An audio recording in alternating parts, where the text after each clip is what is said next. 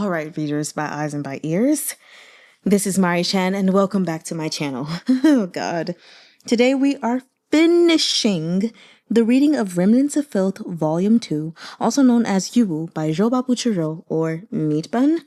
And are you ready to hurt with me some more? It doesn't matter if you are not, because it's probably what we're going to do. Enjoy. Chapter 61. What am I? Mengze spoke quietly, but his voice was full of oppressive storm clouds. Loo John-sheeng, Gu Mang mumbled. Zhanxing. This overly intimate mode of address swiftly ignited the fire in Mengze's heart. Brows knit in fury, he clenched his jaw. Sure enough, Goo Mahng, in your heart, he's always going to be much more important than me. Goo Mahng fumbled through his pitiful memories. He was my brother. This word seemed to jab Mengze. Yes, he was your brother. His tone was very low when he said this, as if he were enduring his disgust, striving to admit a truth that nauseated him. He took a deep breath and raised a hand to massage his temple. You're absolutely right, he continued softly. Loo John-sheeng, that useless idiot, that stupid, over-emotional swine, he was your brother. These words bothered Goo Mahng somewhere in the recesses of his consciousness. He frowned. You can't insult him. He's not stupid swine. He's not useless either. Mengze was silent. The hand kneading at his aching head froze, but it remained by his brow, hiding the expression on his face. It took him a while to reply. Even with your mind broken, you still remember enough to defend him? Mengze didn't raise his voice or express any outward rage, but when Goo Mahng heard his voice, he shuddered. General Gu, you're truly so considerate. You hold such deep sentiment for your comrades. Mengze lowered his head and looked up. His gaze was dark and deep, glimmering distantly. In silence, he stared at Goo Mahng for a long time, something shadowy and inscrutable in his face. So tell me, what have you remembered about that dear brother of yours? Mengze's gaze was too heavy. Goo Mahng bowed his head beneath his stare. Looking at his knees, he began to speak. First, I saw a lot of people. They were all blaming me. Mengze waited for him to elaborate. Blaming me for not doing what I promised them, saying that I forgot their names. Dazed, Goo Mahng continued. And then I saw Zhanxing. Mengze's heart tightened, but his expression remained neutral. What did he do to you? He smiled at me. He looked back to smile at me, and then he turned to leave. I wanted to chase after him, but I couldn't catch up. He disappeared among the rest of them, said Goo Mahng. That's how I remembered. I used to have a brother like him. Mengze didn't make a sound. Goo Mahng raised his head to ask hesitantly, was I like you? Before. Did I have an army too? A pause. Yes. Then, was Zhanxing also in the army? Yes, Mengze replied expressionlessly. He was your second in command. Goo Mahng's eyes sparked with longing. Where is he? Is he also in Chonghua? Mengze looked out the window. Magpies were chirping outside, and sunlight streamed onto the floor through the window lattice. You'll never see him again. No need to miss him. Goo Mahng was taken aback. Why? Mengze's expression was cruel in its indifference as he uttered 3 succinct words. He's already dead. There were a few beats of silence before Goo Mahng asked blankly. What? He's dead. He was decapitated in the Eastern Market. His body hung there for 3 days. How much hatred did it take to turn this upright and honorable man into such a malicious creature? Poison seemed to burst from his heart and drip from his teeth. Mengze didn't look at Goo Mahng's face. His eyes fixed on the variegated patterns of light cast by the window lattice. My apologies. That person has long vanished from this world. It doesn't matter if you miss him. You're just wasting your time. Goo Mahng's eyes widened. He had learned enough words these days to understand everything Mengze said, but at this moment, he suddenly wished he was still the way he'd been at Luomei Pavilion, only able to comprehend the simplest sentences. He didn't want to understand what Mengze was saying at all. Goo Mang's lips parted.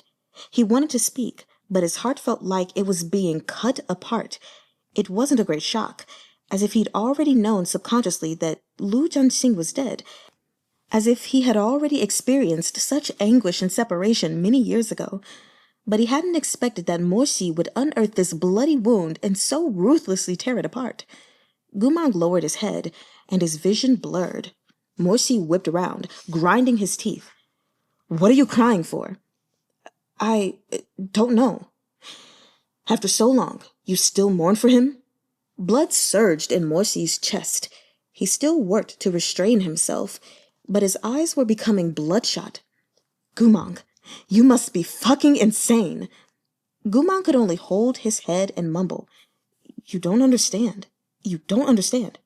"What do I not understand?" Hearing Gu Mang instinctively take Loo John-sheeng's side, Mengze's chest constricted. His temper flared. With a crash, he swept the bowls on the bedside table to the floor, the shattered porcelain clinking across the ground. Mengze shot to his feet, grabbing Gu Mang's hairknot and wrenching his face upward so he could only look at Mengze. "Do you know what kind of lowlife Loo John-sheeng was?" he snarled, gnashing his teeth. "Do you know what kind of worthless person he was?" Gu Mang didn't reply. "Yes, he was your brother." And Mengze's probing gaze was a desire to pull out all of Gu Mang's organs, to crush them beneath his palms so he could never mourn for another again. He felt so much hatred, so much longing. He was so completely at a loss. His hands almost trembling, Mengze snapped. "It was your dear brother who impulsively beheaded that envoy on the battlefield. He was the one who instigated that calamity that set aflame the hatred of the other neutral countries. He was the one who brought doom upon Chonghua and caused so many innocents to lose their lives. You can't remember any of this, can you? Good. I'll remind you. I'll tell you. Yours, mine, our fellow soldiers were lured into a trap because of him. Millions of Chonghua citizens' lives were ruined or cut short because of him. Your brother, you're the one who indulged him. Go on. Keep defending him." The fury Mengze had suppressed for so many years ignited, flames of rage reaching out to burn through Gu Mang. "Brother, for the sake of a moment's satisfaction, he disregarded your command and beheaded an envoy who'd come to parley. That's your brother? He pushed you into the fire and set you up to fail. That's your brother? Your lifelong wish was to see slaves succeed and achieve things too. You worked so tirelessly for so long, risking your life time and time again. With one impulse, he destroyed everything you strove for. So what kind of fucking brother is he?" The tendons protruded from Mengze's hands as he spoke. His cheeks were flushed with emotion, the veins in his neck pulsing. He stared hard into Gu Mang's eyes, his gaze unblinking as he poured all his surging hatred and upset down upon him. "Gu Mang, you'd better get this straight," he thundered furiously. "If it weren't for that evil bastard, none of this would have fucking happened. The nobles wouldn't have been given cause to wag their tongues, and the emperor wouldn't have been given the chance to strip you of your power. All those innocent cultivators, commoners, none of them would have fucking died. Nor would you have... Mengze panted, suddenly unable to continue. He slowly released Gu Mang, his eyes filled with fiery hatred and endless tears. He turned away and swiped at the rims of his eyes. The bitterness in his throat had suppressed the rest of that sentence. The past few years had hurt too much to endure. It really was too much.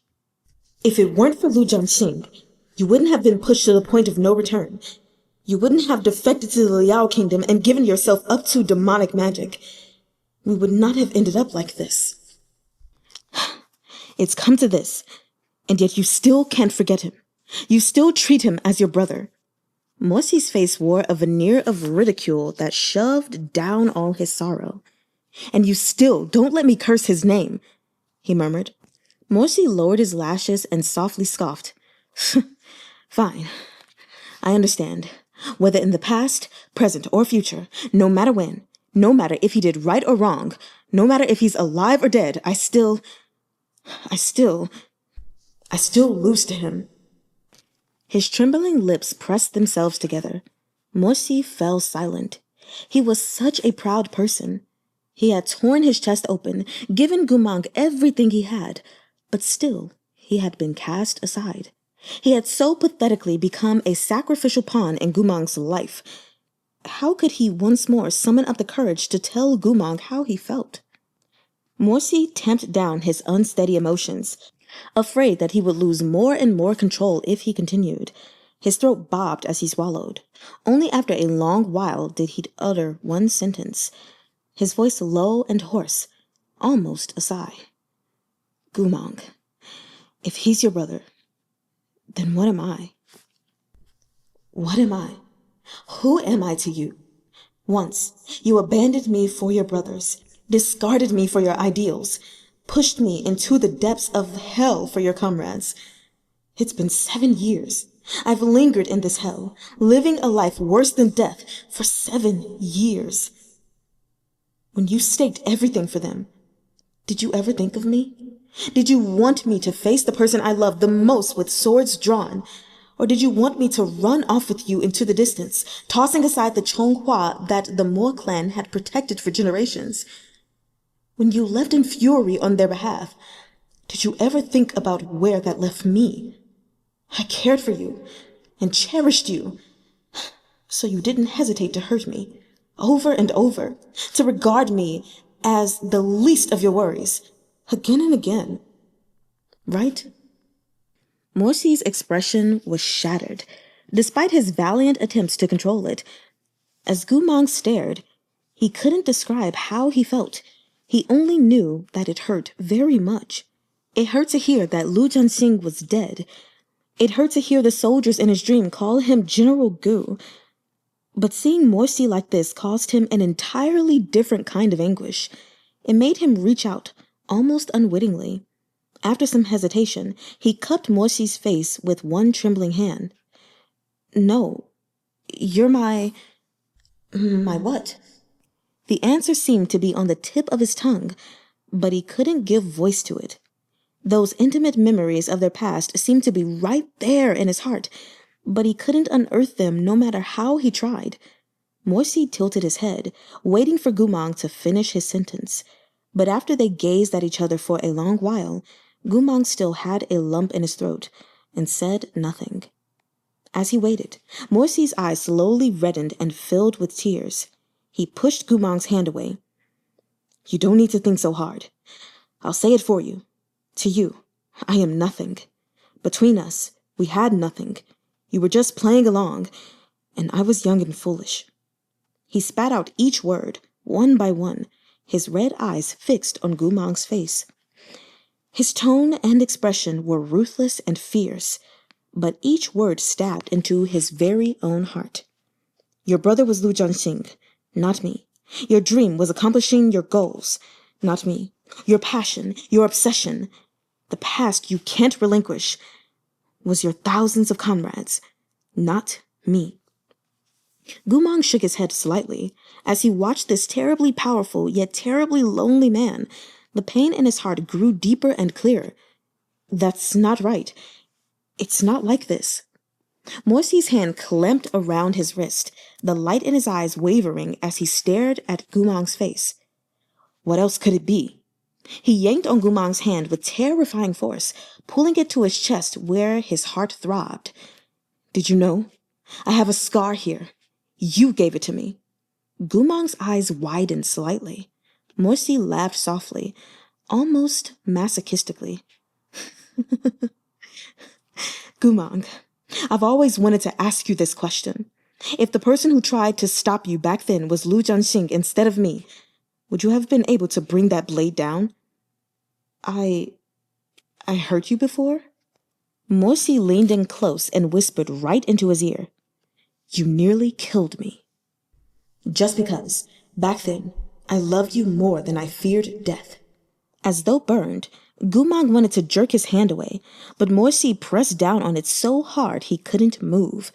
He could only feel the pulsing throb of the heartbeat under his hand. How could he have wanted to kill him? In his memories, he saw that they had been inseparably close. So how could he have just been playing along? There were many things he couldn't fully remember, but he could clearly recall the happiness and warmth he felt on that night Morsi came of age. How could it be false? Very confusing, isn't it? Morsi spoke in his ear, his breath very close, damp and heated. As a matter of fact, I can't understand it either. 7 years ago, you pushed me into hell. I've thought about it for a full 7 years, but even today, I still don't understand how you could be so ruthless. His voice was low, but it coursed with an incandescent hatred.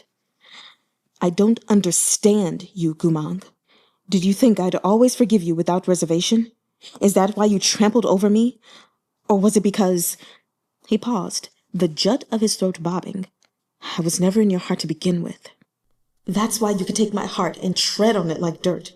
That's why you didn't care that I was besieged from all sides, forced to make impossible choices, unable to answer to both gratitude and loyalty. Goo Mahng was forced to a dead end by these blood-tainted questions. He felt that his pitiful brain was at its limit. He had only a ladle full of memories, but Morsi wanted to scoop a sea of emotions out of him. I don't know, he mumbled. I really, really don't know. You do know. It's buried in your heart, Morsi said quietly. I'm keeping you just to wait for the day you do remember. Then I will make you kneel before me and give me an answer and an apology. Only then did those slender and cold fingers release their grip on Goo Mahng's hair knot and move to pat Goo Mahng threateningly on the back. My patience isn't actually much better than Murong Lian's. Morsi slowly pulled away from Goo Mahng, those sleepless eyes fixed on his face. So, he whispered, tapping Goo Mahng's temple. Sugar, don't make me wait too long. Chapter 62. Princess Mengze. After that day, Goo Mahng came to understand something about Morsi. He constantly exuded an aura of strength and indifference, a sense that he'd remain unruffled in any calamity. But the more Goo Mahng interacted with him, as his memories began to recover, the more he realized that this wasn't the case. Morsi was always repressing a horde of emotions. They were all under his control, but they couldn't be dispelled. As a result, Morsi was always extremely irascible. When he stood alone beneath the colonnade, staring vacantly into the snow, his expression was terrifyingly complicated, and the tone of his voice changed constantly when he spoke to Goo Mahng, contradicting himself in its conflict. He was like an incurable lunatic on the verge of being tormented to death by his own thoughts, yet he still insisted of donning a mask of ice. Goo Mahng had the feeling that the face behind the mask was in truth quite fragile. Because of that, he never held a grudge against Morsi for striking him and disparaging him earlier. There seemed to be an unshakable habit etched in Goo Mahng's bones that allowed him to effortlessly catch the subtle pain in Morsi's expression, and this made him instinctively want to protect Morsi. How strange. Morsi was clearly a man so powerful that to even imagine him defeated was difficult. He was taller than Goo Mahng, stronger than Goo Mahng, more venerated and more intelligent than Goo Mahng. How ridiculously arrogant, how audacious was it for him to want to protect Morsi?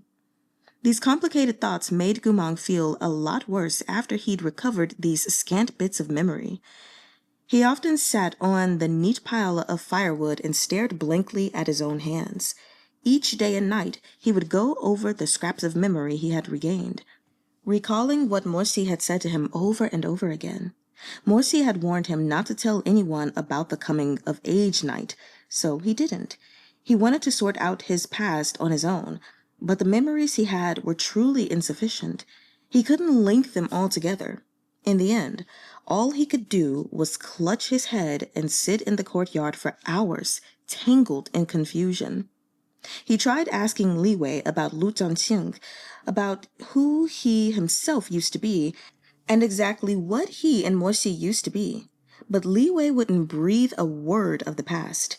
All he said was, "There are certain things you shouldn't ask about. Sometimes knowing too much won't do you any good. Look, wasn't it better back when you were clueless and silly?" Goo Mang remained confused, mired in these blurry mirages until New Year's Eve arrived. On this day, Sheeha Manor was decorated with lanterns and banners. The servants rushed about, changing the peachwood talismans and hanging lanterns.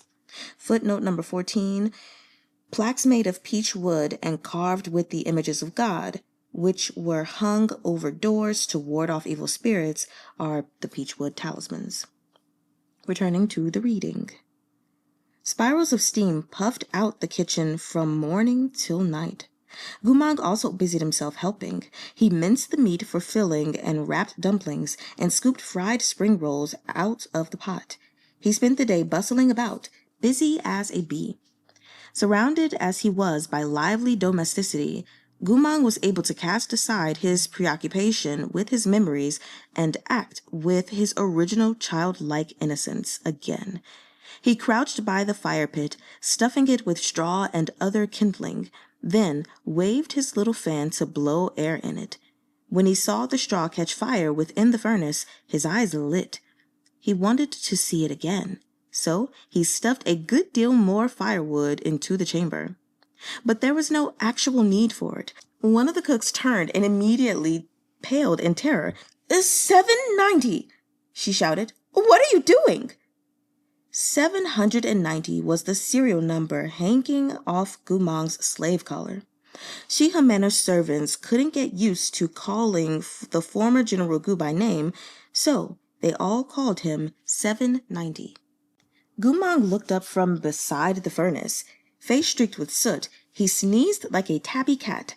His overenthusiastic additions of firewood had more or less reduced the cook's spring rolls to ashes. The burly woman yanked him away and hauled him over to Li Wei. "Housekeeper Li, can't you find somewhere else for him? If he stays behind the stove, we'll all have a big plate of coal for the New Year's Eve dinner tonight." Seeing this woman snarl at him like an enraged tiger, Housekeeper Li lost his courage. After consoling her for some time, he led the sooty-faced Goo Mahng to the rear courtyard and put a broom in his hands. "Why don't you just sweep up here?" Sweeping the floor should have been the simplest of tasks, but Goo Mahng didn't do this right either. It was custom for every household in Chonghua to scatter some dried goods like peanuts and longans on the ground on New Year's Eve as a good omen for prosperity and fortune. So busy was Li Wei that he forgot to warn Goo Mahng of this, and thus, when he came back to check, Goo Mahng had swept up all these good omens they had scattered across the floor. It would have been one thing if he'd only swept them up, but he'd also tossed them out. Li Wei's face turned green. "This is a bad omen," he thought. Afraid that Goo Mahng would beget more misfortune in his ignorance, Li Wei stuffed a copy of 3-Character Classic into his hands. Footnote 15, 3-Character Classic is a classic text from the Song Dynasty written entirely in 3-character stanzas that was used as introductory reading material for children. Returning to the reading. He had specifically gone to the market to buy this book when he had been teaching Goo Mahng to read. He pulled Goo Mahng into the study and instructed him to sit obediently by the desk. "Please, good sir, take this as a plea. Don't go anywhere, don't do anything. Just stay here and read until dinner time." But Goo Mahng understood the concept of fairness very well. "I need to do work." Li Wei was at his wit's end. He handed Goo Mahng a sheaf of paper and said, "How about copying verses? That counts as doing work. Once you copy out 100 pages, come eat." Goo Mahng nodded. "Okay." Having settled this wandering mischief monster, Li Wei heaved a sigh of relief. He left to continue working, muttering to himself. The feast tonight would be glorious, and every bit of it was for the enjoyment of the servants. Shizun would be attending the New Year's feast at the Imperial Palace, not the manor. The cat was away, so the mice could play. Of course, Li Wei was in high spirits. As he hummed in delight, he turned the corner and bumped into a figure in long black robes. Li Wei looked like a duck that had been snatched by the neck. With a quack, he swallowed the tune he was humming and hastily plastered a warm smile over his face. "My lord, are you preparing to leave?" "It's about time. I should be going to the palace." Morsi didn't pause in his step. He continued straightening the creases of his sleeves as he walked. "Prepare the carriage." "Oh, of course," Li Wei responded. As he made to leave, Morsi stopped him. "Wait. What further instruction does my lord have?" "Summon Gu Mang. I'll bring him with me." Li Wei was at first shocked to hear this, then overcome with unexpected glee. Shock, because he hadn't expected Morsi to take Gu Mang along, though it was customary for each noble family to bring a few personal guests. Glee, because Goo Mahng had a voracious appetite, and they wouldn't have to fight him for every morsel if he stayed at the manor. If he were gone, it would save them from having to feed a great big mouth. These were his own selfish thoughts, but Housekeeper Li was never derelict in his duty as Morsi's head housekeeper. "My lord, it's the new year," he said, demonstrating his loyalty to the post. "If you bring a traitor, won't the other families be displeased?" Morsi wore a stormy expression. Yesterday, His Imperial Majesty mentioned him by name and said to bring him so that he could see the results of his training. "You think I'd do it otherwise?" "Ah, so that's how it is." Morsi frowned. "Where is he? Have him clean himself up and meet me in the main hall to accompany me to the palace." "At once," Li Wei responded. Thus, before Goo Mahng had copied more than a few lines of his book, Li Wei dragged him out to brush his hair and change his clothes, then stuffed him into Shihejun's carriage, all of which he performed with smooth and agile alacrity. "Yes, both the lord and the glutton are gone." Brilliant fireworks were going off in Li Wei's heart, but his expression was still immaculately deferential as he solemnly saw the disappearing carriage off. "Safe travels, my lord." A perfect success. Now everyone can let loose and eat their fill at the New Year's feast. Chonghua's New Year's Eve feast wasn't overly formal. The food was arranged on the tiered tables in advance, and the nobles could arrive as early or late as they wished. Morsi made his entrance before the main crowd arrived in the palace hall. The officials had already transformed the throne room into a grandiose sight. No less than 1,000 longevity and fortune lanterns lit the night, and a thick red carpet embroidered with tree peonies covered the ground. Butterflies and birds made from spiritual energy danced in the air, motes of light scattering with each beat of their wings. Morsi had entered without fanfare, but with his broad shoulders, slender waist, and long legs, and the traitor Gu Mang conspicuously at his side, he inevitably drew a great deal of notice. The nobles within the hall came forward to greet him one after another. "Shihejun, you've come early today." "Shihejun, Happy New Year." Although these pleasantries were directed at Morsi, their speakers' eyes glanced in Gu Mang's direction. Some of those gazes were curious, while others were filled with loathing and disdain. Beneath their stares, Gu Mang felt rather ill at ease. Morsi greeted the newcomers one by one. Zhanxing was at the banquet as well. After glancing back to see Morsi, he bounded over. The young man looked particularly good today. His hair was bound up in a golden crown, and his snowy white Yue clan robes were neat and crisply pressed, setting off his dashing and youthful appearance. "General Moa, you're here! Happy New Year! Happy New Year!" When Morsi saw Zhanxing in such high spirits, he knew at once that the boy's fourth uncle was around. Otherwise, this lazy lout wouldn't be twirling around so gaily. As expected, he caught a glimpse of Muzhong Chuyi behind Zhanxing, arrayed in silver-trimmed white robes. His ribbons gleamed silver as he stood by the tiered tables and poured osmanthus wine from a jar. Sensing Morsi's eyes upon him, Muzhong Chuyi turned his head slightly and nodded in greeting, then returned to pouring his wine. The ignorant immortal's reputation for coolness and disregard for social convention was well-deserved indeed. As Morsi contemplated this, Zhanxing interrupted his thoughts. "Oh right, Mengze Jie is here too." The name Mengze felt like a soft thorn poking into Morsi's heart. He stared at Zhanxing. After a moment, he asked, "She's back?" "Yep, she got back a couple days ago." Zhanxing blinked, rather baffled. She didn't tell you? Morsi said nothing. That soft thorn stabbed deeper. Princess Mengze always instilled in Morsi a peculiar feeling. He couldn't quite put it into words. It was perhaps guilt mixed with gratitude, so potent it had turned into a type of friendship more patiently abiding than love. Once there had been two people in this world for whom Morsi would offer up his life if they said the word. One was his Gu Mahng, the other was Mengze. Gu Mahng was the man he loved, but in the end, he'd proved unworthy of that love. Mengze loved him deeply, but the one unworthy of her love was Morsi. Since Morsi had lost his Gu Mahng forever, Princess Mengze was his only remaining weakness. Mengze had fallen for him a long time ago, but Morsi had been a silly youth back then and hadn't understood her affections.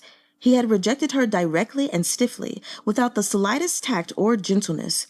Fortunately, Mengze was a learned and well-mannered woman. Stubborn to the core, she never uttered a word of complaint over her hurt feelings, nor did she further entangle herself. She retreated into a corner where she wouldn't get in his way and continued to quietly care for him as before. Morsi had a cold personality, but his heart wasn't truly made of iron. He had taken notice of the years of affection she'd shown him. When she was still healthy, she'd insisted on joining him on the battlefields despite her status as a member of the imperial family. She'd refused to admit it was because she couldn't bear to be parted from him. She only said that she wanted to gain experience and that women were more than a match for men. She'd treated his wounds and applied his medicine. In the lantern's hazy light, she would speak gently to him. But Morsi only ever offered her an expression of cool reserve. She'd seen this and understood, so she stopped. Mengze bore everything so silently, with so much self-restraint, that she even gave Morsi the illusion that she no longer liked him. As if her affection had been so shallow that his rejection had dispersed it entirely. But then, when Goo Mahng had gravely wounded him, when Goo Mahng had left a bloody hole in his heart and his spiritual core was about to shatter, it was Mengze who had led the healers that rushed to his rescue. He had thought this girl's feelings for him were superficial, yet she was the steadfast one who took his hand and led him back from the brink of death. He had once believed that the love between him and Goo Mahng was sincere and deep, while Mengze's affections paled in comparison. But that wasn't true. He had offered everything to Goo Mahng, but it wasn't enough to make him turn back. Mengze, on the other hand, asked for nothing from him, yet she'd exhausted her spiritual core transferring energy to him, just so he might live. In order to save him, she herself had suffered grave injury. To keep his heart from stopping and his core from breaking, she gave up years of her life.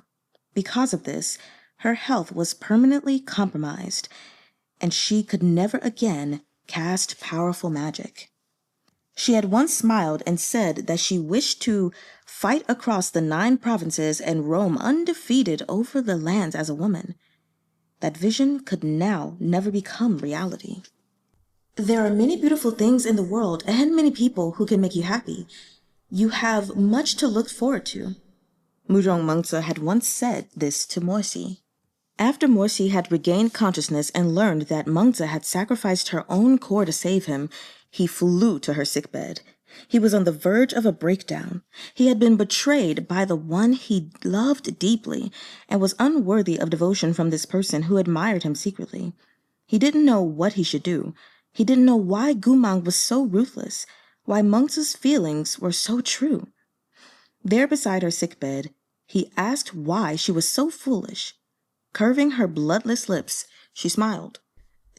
"Don't risk your life for a momentary impulse again. I'm not asking for you to return my feelings." She reached out to tap Morsi on the chest. "I only ask that you consider how I'd feel the next time you're seized by a dangerous impulse. That would be enough." She was true to her word. After that day, she never once mentioned the fact that she had sacrificed her core for Morsi. "You don't need to be with me out of guilt or gratitude." she had said. I know you still don't love me. I can see it in your eyes. Nor did her behavior change after she recovered.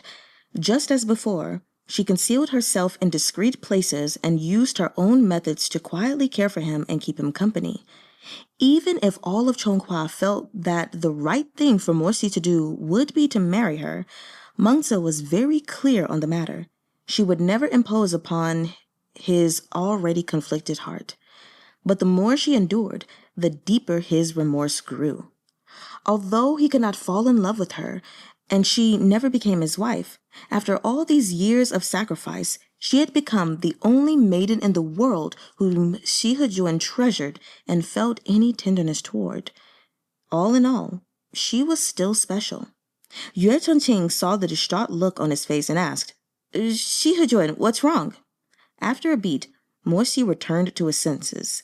Nothing. Where is she? She went to Feiyao Terrace. She said the decorative lanterns there were pretty, so she's viewing the lights.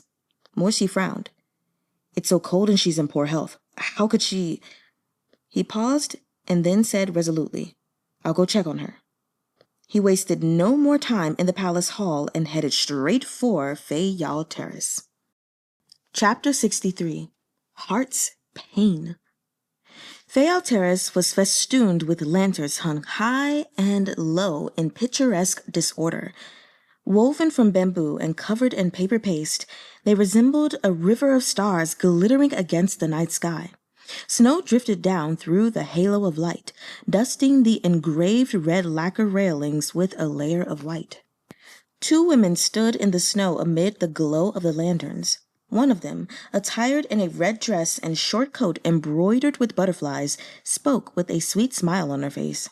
The other was dressed in goose-yellow robes embellished with bamboo and plum blossoms. She stood by the railing, face tilted up as she gazed at the graceful fish-shaped lantern. In spite of his patchy memories, Goo Mahng knew almost immediately that the second woman must be Mengze. Moments ago in the palace hall, he'd noticed something strange in Morsi's expression. In all the time he had known Morsi, Goo Mahng had never seen him show so much concern toward someone. He'd thought this Princess Mengze must be very beautiful indeed. Now, as he saw her through the kaleidoscopic snow, he realized that beautiful was too shallow a descriptor. Mengze did not boast extraordinary proportions, but she was slender, tall, and elegant, possessing an aristocratic air. In the light of the lanterns, her fair, delicate face shone like fine jade, and the nape of her slender neck arched from the collar like a flower's stem, making her appearance even lovelier. Mengze. Mengze turned and stared briefly before breaking into a smile. Ah, Modage, long time no see. The girl in red was her handmaiden, Yuanyang. The young lady made her own obeisance to Morsi and smiled. This one greets Shizun. 10,000 blessings to Shizun. Morsi walked over to Mengze. Why are you standing out here? Isn't it cold? I've just spent time recovering at the hot spring palace. These lanterns are so pretty, and they're only here once a year, Mengze said, still smiling. It's fine. Morsi couldn't think how to persuade her otherwise. At that moment, however, his thoughts were interrupted by the sight of a hand reaching out from behind him to touch Mengze's temple. You should go back inside. It's very cold out here. Because Mengze was dizzyingly highborn, it was rare for anyone to invade her personal space like this. She took a step back almost instinctively, but once she got a good look at the person beside Morsi, her expression changed. General Gu. Goo Mahng had once been the most popular man among the maidens in Chonghua. Within him remained a tenderness toward the fair sex. Though faint, some annoyance had surfaced when he saw Morsi treat this woman with such familiarity. He still said kindly, The snow is so heavy, and your ears are red from the cold. Mengze was struck speechless. She had heard reports of Goo Mangg's condition even before she returned, but such close and sudden contact with this traitorous devil was nevertheless difficult for her to stomach. Yuanyang's temper, however, was more explosive. Unable to bear the sight of such insult, she upbraided Goo Mahng. "You traitorous bastard! How dare you touch my lady with those filthy paws? If it weren't for you—" "All right." Mengze softly cut her off. "That's enough." Yuanyang pouted. "Princess, why are you so even-tempered? Even I feel wrong on your behalf."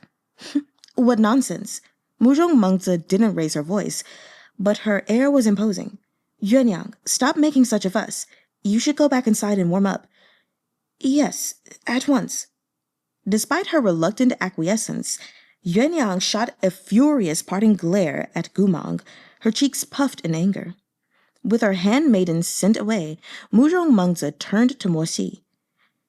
"Does he live at your manor now?" It was clear of whom she spoke. Mengze murmured in assent. Mengze lowered her lashes and sighed. "I don't want to harp on it either. You've already been wounded. You should remember to be mindful." "I know." Goo Mahng didn't catch much of Mengze's meaning, but because this woman hadn't let that mean lady continue to scold her, he thought she was probably a good person. Just then, a plum blossom fluttered down from one of the trees, arcing over the terrace and landed in Mengze's hair. Goo Mahng reached over, wanting to help her get rid of that flower. This time, Mengze caught his hand before he even touched Mengze. "A flower fell on her head," said Goo Mahng. Mengze cut him off, his voice flat. "This is Princess Mengze. Make your obeisance." "Never mind," said Mengze. "His mind has been damaged. There's no need for him to go through the motions." Goo Mahng didn't reply, his blue eyes flitting between Mengze and Mengze. In the end, he slowly lowered his head. "I only wanted to help." Mengze decided to bring an end to this conversation. "You should go back to the Great Hall. I have something to discuss with her." Now it was Mengze's turn to chase someone off. As it turned out, Goo Mahng and Yuanyang were quite alike. They were both the ones to be sent away. Goo Mahng looked silently at Mengze and Mengze. After a few seconds, he quietly turned to go. Goo Mahng had always been gentle and accommodating toward women. Even after his loss of memories, this part of his personality hadn't changed. He'd always felt that they were fragile, delicate, and beautiful, deserving of the utmost protection. He, on the other hand, was a coarse and brutish grown man. Women deserved the best he had, and he ought to treat them courteously. Thus, he felt that what Mengze did was right. Princess Mengze was a princess, an extraordinary woman who was even more deserving of reverence and care than usual. He was filthy. He was a slave. Of course, he shouldn't be trying to touch her. But for some reason, he felt deeply distraught. He returned to the great hall, rubbing his cold, reddened hands and cupping his freezing ears. By this point, the hall had filled with many guests, but he didn't recognize anyone when he looked around. He suddenly felt intensely helpless, like a dog abandoned in the wilderness. He turned instinctively to look for Mengze, his only point of support. But in that moment, he realized Mengze was the one who had sent him away. He had nowhere to go. He could only stand blankly next to the terrace entrance, gazing at the two distant figures under the lights. Beneath the splendid lanterns, Mengze bent his head to speak to Mengze. Mengze laughed, sometimes interrupted by a cough. At some point, Mengze seemed to ask her something. Mengze covered her mouth to cough. They were too far away for Goo Mahng to hear anything, but Mengze's features were distinct. Even at this distance, Goo Mahng could clearly see the expression he wore. Mengze unmistakably sighed, then unfastened the outer coat of his ceremonial military robes and passed it to Mengze. He didn't drape it over her shoulders or touch her in any way, but for some reason, the sight made Goo Mahng's heart throb. His brows drew together, and he brought a hand to his chest and pressed. Before he had quite figured out what this feeling was, an assortment of disconnected snatches of dialogue flashed through his mind. "Shizun, I meant it when I said I liked you." It was Mengze's voice, full of the same youthful sincerity it had held in his dreams. "His Imperial Majesty has named me Shihajun. In the future, I'll never have to bow to the whims of others again. I will achieve everything that I promised you." I want to rightfully and properly be together with you. Goo Mahng, I will give you a home. Wait for me, okay? Believe me. Goo Mangg's heart hurt more and more fiercely, as if a thistle had grown roots and sprouted in it, only to be violently torn out.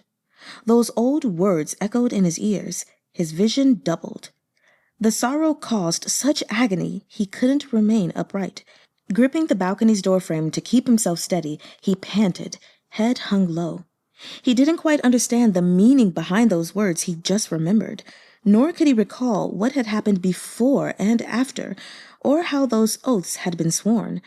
But this pain, along with his old feelings, were distinctly carved into his bone marrow. Even breathing was difficult. The air caught in his throat. Somewhere in his subconscious, he felt like he'd expected a pain like this. It was as though his past self had foreseen events like the one he now witnessed. It was as though he had never taken Morsi's oath seriously. The future Morsi had painted for him was so beautiful. The young man in his memory seemed to have pledged that oath with his whole life, his heart, his body, his passion, and all of his love. Goo Mahng could tell that once.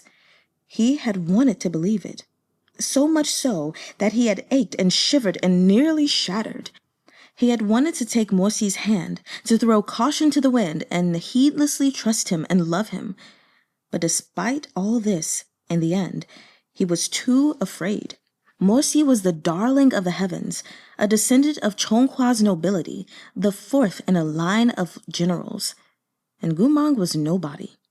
This love was too heavy. He couldn't bear its weight. He knew there would come a day when Morsi would grow up, grow wiser, and come to know that his feelings for Goo Mahng were nothing but an impulse of his youth. A life was a very long time. The one accompanying him through it would never be a lowly and base-born slave. But it seemed that he hadn't confessed any of this to Morsi back then. As he recalled it now, he realized that it was because he'd been afraid of this as well. Voicing these thoughts would have constituted a wretched defeat. He already had so little, he could not afford to hand over the sincerity of his heart. To the gentry, a slave's heart didn't count for much. It could be broken, toyed with, discarded, or even crushed underfoot. But to him, this little heart was all he had, the only thing he had to his name in his life. So Morsi could love and break taboos with him in a moment of rash impulse. But Goo Mahng had no such luxury. Fate had its own hierarchy. Such was life, as loath as he was to admit it. Even if he closed his eyes, he couldn't hide from the truth. Fate had dealt him a meager hand. What Morsi wanted, he couldn't give. What Morsi gave, he couldn't bear. The best place for him was where he was now, standing outside the terrace in a dim and unremarkable corner, glancing at love affairs that had nothing to do with him. Maybe even laughing a little to himself. But Goo Mahng couldn't laugh. A deep-rooted instinct protected him. He dimly knew he should smile with relief, but in any case, he was no longer the General Gu of old. The smile wouldn't come. He turned his head away, no longer daring to look at the scene on the terrace. As though fleeing those figures, he walked over to the tiered tables and stood beside them, soothing his aching heart. More and more attendees arrived. Standing by himself, a convicted criminal, Goo Mahng was naturally the target of many sidelong glances. Some of these guests had blood debts with Goo Mahng, and their faces fixed upon him as though they would have rushed to devour him whole, if not for the occasion. As Goo Mahng slowly returned to his senses, he realized that something was wrong. He looked around and saw ice-cold faces full of hatred surrounding him in every direction. He hastily grabbed some food from the table at random and, clutching it to his chest, scurried away in panic like a universally reviled rat. At last, he found an unremarkable corner to crouch in. Only then did he notice that none of the things he'd grabbed were tasty. His foraging skills were terrible indeed. From a table full of delicacies, he'd grabbed only green onion and sesame pancakes. It contained that hated vegetable, and it was cold too. At this point, however, he couldn't afford to pick and choose. Goo Mang lowered his head and began to nibble on a pancake. As he chewed in silence, a warm and low voice sounded from behind him. Goo Mang, why are you here? Goo Mang turned around with the pancake dangling from his mouth. Jiang Yueshe sat in his wooden wheelchair, looking at him in astonishment. It was the man who had helped him put on the necklace. Goo Mang let out a sigh of relief. He didn't feel any hatred toward this man, and even felt that they might have been quite close. He bit down on the pancake and mumbled, I won't annoy anyone if I'm here. Of course, Jiang Yueshe was aware of how others would treat him. He sighed. Where's Shihajun? He's with the princess. I see. No wonder he left you alone here. Goo Mang swallowed a bit of pancake. Why are you here? Do people not like you either? Jiang Yueshe smiled. Pretty much. He glanced into the distance. Zhanxing was beaming as he chattered to his fourth uncle, radiant with delight. As usual, Muzhong Chuyi treated him with indifference, perhaps not even listening. Jiang Yueshe watched them for a while and then looked away. Indeed, people don't like me. Goo Mang scooched over to make some space for Jiang Yueshe. The two watched snowflakes drift outside the window in wordless silence. Suddenly, Goo Mang glanced at Jiang Yueshe's legs and asked, Why are you always sitting? A pause. I was wounded in battle. I can never stand up again. Goo Mang didn't reply right away. He took a few more bites of the pancake, but he truly couldn't bear the taste of the green onion any more. He held it out to Jiang Yueshe. Want some? After a moment's silence, Jiang Yueshe sighed. You're just the same as you were before. Goo Mang's eyes widened slightly. You knew me too? Who on earth would not know thee? Jiang Yueshe said with a grin. Footnote number 16. This line is from Bidding Farewell to Dong the Great II by Tang Dynasty poet Gao Shi. Returning to the reading. I don't really get it. I did know you. You, Shihajun, Loo John-sheeng, and I used to defend the borders together. As he spoke, Jiang Yueshe glanced at the pancake in Goo Mang's hands. Back then, when you couldn't finish something, you'd also try to fob it off on us. Goo Mang stared at him in confusion. So, are you also an old friend of mine? Yes, Jiang Yueshe replied. We risked life and limb together. He sighed softly. So, I can't hate you. Goo Mang looked down. But more Shee hates me. Jiang Yueshe chuckled, dark eyes gleaming with a peaceful, clear light. You're not wrong. Although, out of all the men in the world, he's probably the one who least wants to hate you. A pause.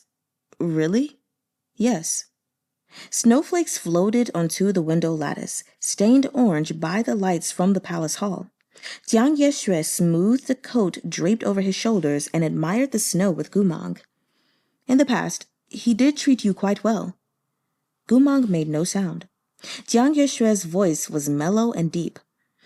When you were trapped, he insisted on rescuing you despite the risk to his own life. When you fell unconscious from your wounds, he stayed up for days on end to watch over you. When you received any honor or award, he was happier for you than for any of his own achievements. When you made jokes, he's such a serious person, but he always sat with the other soldiers and watched you. As soon as you delightedly finished the joke, he always laughed first. But you've forgotten all this. Jiang Yueshe had experienced plenty of pain and suffering and had faced his own mortality. When he spoke, his words were mild. It was as though he were calmly chatting about the past with an old friend.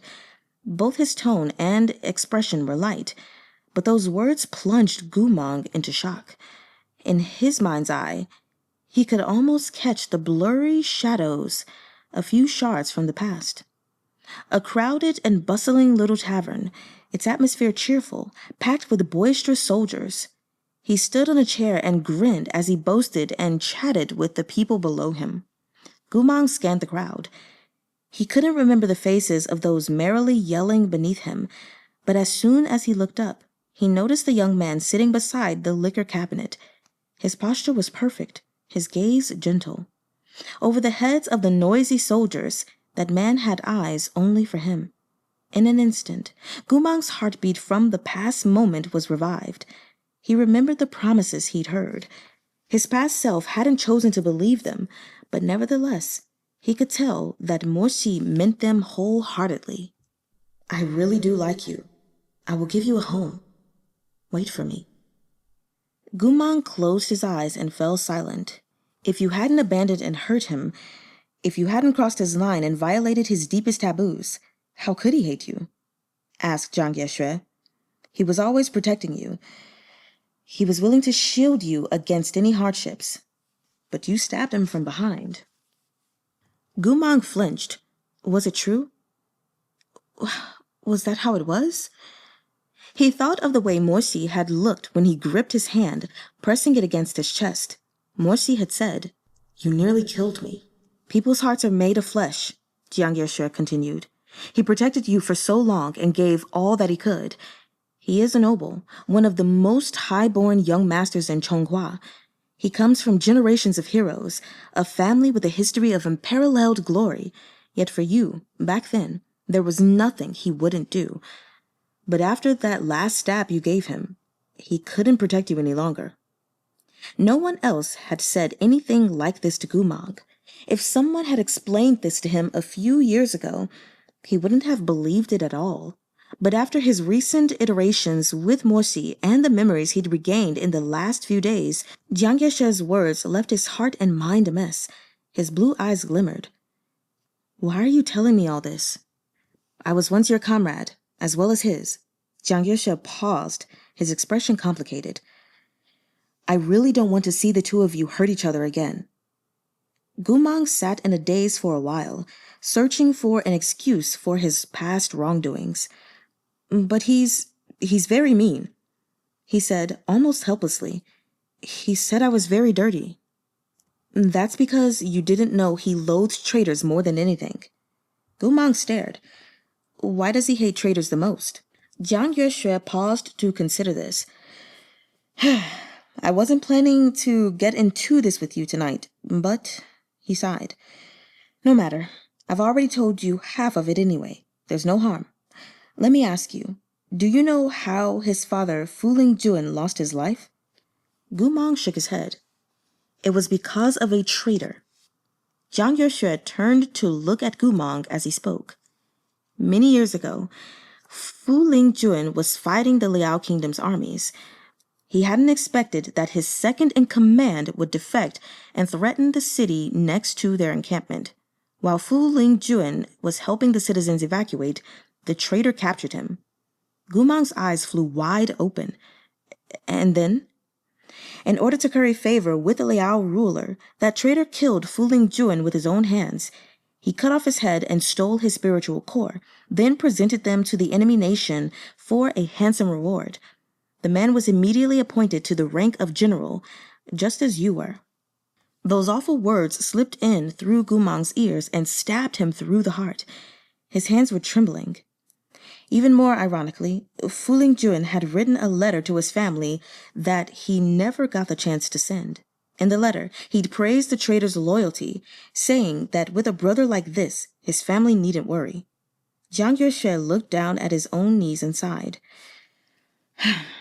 He also wrote, Who says we have no clothes? For we share the same robes of battle. Footnote 17, this line, from a pre-Qin dynasty poem collected in the Book of Songs, describing the morale of the Qin army uniting against a common foe. The word comrade, tongpao, literally means to share the same robe. Returning to the reading. Fu Lingjuan put the lives of his own family into his comrade's hands, but his brother didn't even leave an intact body for his family to mourn. When the casket entered the city, Fu Lingjuan's remains were a gory, dismembered mess. Jiang Yeshui turned to look at the pallid Goo Mahng. Morsi was only 7 years old. The lump in his throat left Goo Mahng unable to make a single sound. Goo Mahng, Jiang Yurshe said, do you understand why Shizun hates traitors now? He paused. You and the man who killed his father basically did the exact same thing. Goo Mahng stared at him blankly. Coldness seemed to have seeped into the spaces between his bones. Ask yourself honestly. Think it over. Jiang Yurshe sighed once more. What kind of saint would he have to be to bear you no grudge? Chapter 64. Morsi can hold his drink. By the time Morsi and Mengze came in from the cold, the great hall was full of guests. As soon as Princess Yanping glimpsed them together, she bounded over, all smiles. Jie, brother-in-law, she said sweetly, wishing you peace and happiness. Mengze cleared her throat. Little girls should learn to watch their tongues. Morsi glanced at Princess Yanping. Her attempts at seducing him when he'd first returned to the capital were fresh in his memory, yet she was now trying to pretend nothing had happened. Her skin was really shockingly thick. Yanping batted her lashes at him. Shizun thinks of my sister day and night. All you two are missing is a wedding, so what's wrong with me calling you my brother-in-law? Yanping, Mengze exclaimed.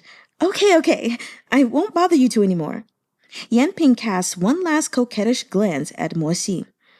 Beautiful brother-in-law, see you later. She disappeared in a cloud of scented powder, leaving Morsi and Mengze to look at each other in dismay and abject embarrassment. Morsi glanced at the water clock, then said, His Imperial Majesty will be here soon. I'll help you to your seat. Mengze smiled. There's no need. I still need to find a few friends and make my greetings. Shizun may attend to his own affairs. With that, she left. Morsi stood in place and looked around for a moment, but Goo Mahng was nowhere in sight. He frowned. Where did he go? Morsi could summon him with a slave collar, but he still wasn't fond of that object. Instead, he opted to search on foot, crossing the palace with long strides. In the end, he found Jiang Yurshe talking to Goo Mahng in a secluded corner. What are you two doing here? Jiang Yurshe turned at the sound of his voice. He replied mildly, We happen to bump into each other. We're just chatting. What do you two have to chat about? Jiang Yurshe smiled and didn't prevaricate. You. Morsi shifted his gaze to Goo Mahng, but Goo Mahng was looking down, fiddling uneasily with his sleeves. Just as Morsi opened his mouth to speak, he was interrupted by the herald's announcement behind them. His Imperial Majesty has arrived. Morsi swallowed the words on the tip of his tongue and instead said to Goo Mahng, Time to go. Come with me back to our seats. Once the Emperor arrived, the New Year's Eve feast officially began. Naturally, it was a glittering and sumptuous spectacle, with magnificent toasts and speeches full of praise. Dancers performed as the guests dined, and the sound of music filled the room. After the appropriate rites were performed, the banquet grew lively as the families toasted and flattered each other, warm smiles shining on their crowding faces. The Emperor relaxed into the cushions of his throne, a lazy smile on his face. Gentlemen, we ask nothing of you but this. Be merry. The crowd toasted their thanks, wishing good fortune upon the nation and the throne. It was a warm, joyous scene. After the third round, the nobles began to stroll throughout the hall and toast one another. Mu Zhonglian slouched in his seat, smoking his pipe. His peach blossom eyes were downcast, his expression slightly tipsy but mostly weary. When Morsi glanced over at him, he discovered that Mu Zhonglian was staring at Goo Mahng through narrowed eyes, that hazy gaze hiding some indescribable emotion. Here, Shizun, I'll toast to you. Chang Fengjuan had come and brought his heart-mad daughter along. Morsi looked away from Mu Zhonglian and made a toast to Chang Fengjuan's longevity. After they exchanged the customary pleasantries, Morsi asked, Has your daughter been feeling better? Chang Fengjuan patted Lanar's head, the corners of his eyes crinkling as he smiled. She has. Medicine Master Jiang has been taking care of her ever since he returned. Truly, where would we be without him? Lanar was so small her head barely cleared the feast table. Her eyes brightened at the sight of Gu Mang. "Dagaga!"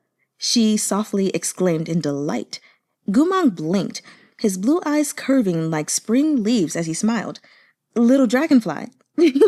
"My name is Lanar. She didn't get to finish. The banquet was a gathering of loose tongues, and chatting with someone so notorious would do her no good. Chang Feng-juan put a hand on his daughter's head, hinting that she should be quiet. "Papa?" Lanar asked in confusion. Goo Mahng was no longer as bewildered as he might have been. Now he understood that he was a traitor, and traitors were disgraceful. And that was to say nothing of the things Jiang Yuexue had just divulged to him. In the past, the word traitor had not aroused any deep or visceral feelings in him. All he knew was that everyone's eyes contained an inexpressible hatred when they said this word. But when Morsi said it, that hatred seemed to be accompanied by an abyssal heartbreak. No wonder. He had only been 7, like a wolf cub that hadn't yet learned to hunt. And because of the traitor whom his father had considered a brother, his father died such a grisly death. So, Goo Mahng had done exactly as that man had. No wonder everyone reviled him, treated him with disdain. A wolf that betrayed its pack deserved to be torn apart and eaten alive. "Dagaga, are you upset?" Goo Mangg's expression dulled. He lowered his head, sinking into his thoughts, and fell silent. Lanar was still young and naive. She thought he was spurning her because of her heart madness and couldn't stop tears from welling up in her eyes. "Dagaga, we played together before. That's enough, Lanar." Chang Feng-juan forced a smile and pulled her close. "Shihajun, we're off to toast a few other families, wishing you peace and happiness." Then he hurriedly led his daughter away. The girl kept looking back with every step. Morsi felt that something was off. He turned to look at Goo Mahng. "What's wrong?" "Nothing," Goo Mahng sniffled. "Happy New Year.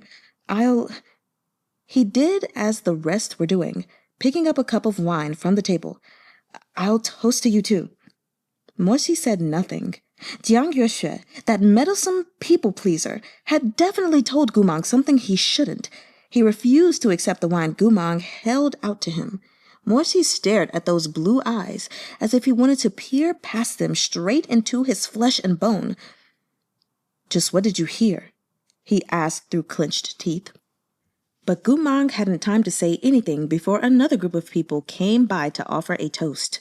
Morsi couldn't discuss such matters in front of others, so he had no choice but to perform the niceties.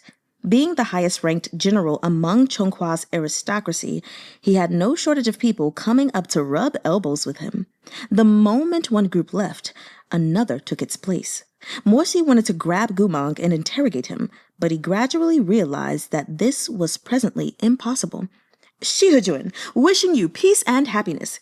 Hear, hear, a toast for Shihajun to achieve even more merits in the coming year." Chonghua's nobles were numerous indeed. As each one came up to toast him, Morsi downed one drink after another, imbibing more than enough to make him tipsy. Unlike the Honorable Wang Shujuan, however, Morsi's alcohol tolerance was respectable. Mu Zhonglian was already thoroughly inebriated, slumping in his seat as he bit down on his pipe and took another drag of ephemera with hazy eyes. But as the evening wore on, even Morsi was nearing his limits. And still more old nobles came forth to toast him. They were all grizzled seniors, his uncles and elders, so Morsi had no choice but to show deference, repressing his own discomfort to drink with them. The high-ranking Northern Frontier Army officials sitting in the seats of honor watched from afar. One of them couldn't help but whisper, "Are they trying to get stepdad so sloshed he faints?" Someone else snickered, gloating. "Even when Shihajun was on campaign, we had to celebrate the New Year in the camp. He was the boss, and he refused to drink no matter who toasted him. One year, he even banned alcohol. Now that he's back in the capital, he doesn't get to call the shots anymore." What goes around, comes around. One of the others was positively gleeful over the thought. His eyes sparkled as he asked, "Guys, do you think stepdad will get drunk tonight?"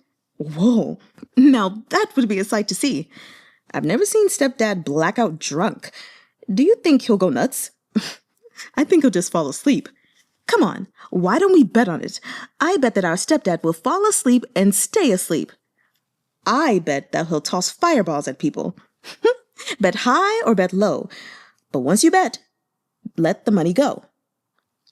These army grunts didn't mean well, and those old nobles plying Mengze with wine didn't do it out of kindness either. They were of noble lineage, just like Mengze, so there were no class conflicts to speak of, but clan grudges and jealousy were no doubt present in spades. All of them wore the same blue-gold ribbon and had the same noble blood. So why was it that Mengze stood head and shoulders above their sons and daughters? Mengze had lost his father young, and his mother had taken up with her dead husband's brother. Family scandal upon family scandal. The Mo clan should have long faded into irrelevance. Who could have expected Mengze to be tough as nails, enduring every hardship, persisting until he'd reached his current position of absolute dominance? What gave him the right? Adding insult to injury, Mengze was not only accomplished on the battlefield, but was also a paragon of propriety. Putting him next to other pampered and spoiled scions of the same age was like comparing clouds and mud. Forget the old emperor. Even the current emperor had nothing but praise for him. Every young master born to a noble family had, at one point, been hauled out and compared to Shizun. Even when these elders privately measured their children against each other, they'd always end up mentioning Mengze. Someone would say, "Hiya, my son's growing up to be more and more handsome."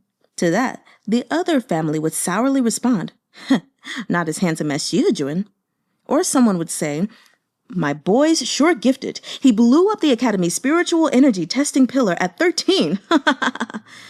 To which the other family would snidely comment, "Shizun blew them up at the age of 10. He burned down 10 whole stone pillars. Can your son do that?" Yet another would say, "My son isn't great at much, but his strength lies in his grace and refinement. Didn't His Imperial Majesty even praise him in court? Ah, as his dad, it feels good to hear it." To that, the other family would snark, "What's that next to Shizun, the lotus blooming pure?" What a curiosity it was. It wasn't like Shizun was some immortal, yet he spent all his days acting like he was above earthly matters. Did he truly not have a single speck of filth on him? Had he never made a single mistake? And so Mengze became the greatest grudge in these elders' hearts. Although many of them praised him aloud, in their hearts they longed to see him make a mistake or cause some scandal. That way, their dearest little darlings at home could finally let out a breath of relief after years of suffering. Only then could they most sorrowfully and arrogantly lament, "Told you so. This Shizun is just the man after all." That was why these nobles were enthusiastically plying Mengze with as much wine as possible. At first, the old bastards were just looking for some excitement, but their malice gradually rose to the surface. A drunk person might do or say something that they shouldn't, the old bastards thought. They couldn't get at any of Shizun's real weaknesses like this, but maybe they could expose a flaw or two. What was he doing, acting so high and mighty? When these crafty old foxes met each other's eyes, they knew what needed to be done without saying it. Each of them was enlivened by the opportunity. As if waging a war of attrition, they began taking turns toasting Mengze. "Shizun, another. To your meteoric rise, to promotions and prosperity." "I've always taught my son to learn from Shizun's example. Come, top up Shizun's cup." Mengze truly could not take much more. If they were his age or younger, he might be able to turn them away. But all these people were of his father's generation and wore warm and enthusiastic smiles. Neither etiquette nor atmosphere allowed him to refuse. As he downed cup after cup, even the rims of his phoenix eyes were reddening from the fumes. The army ruffians of the Northern Frontier Army continued to mutter among themselves, "Another 2 cups, and stepdad's gonna fall over." 2 cups? I think 1'll do it. Stepdad looks like he really can't take anymore. But Morsi could. He drank another full 6 rounds. By the time the 7th cup was pushed toward him, his face was pale, and he was on the verge of retching. "My apologies, Uncle Chin, The man's beady eyes shone as he earnestly pressed him.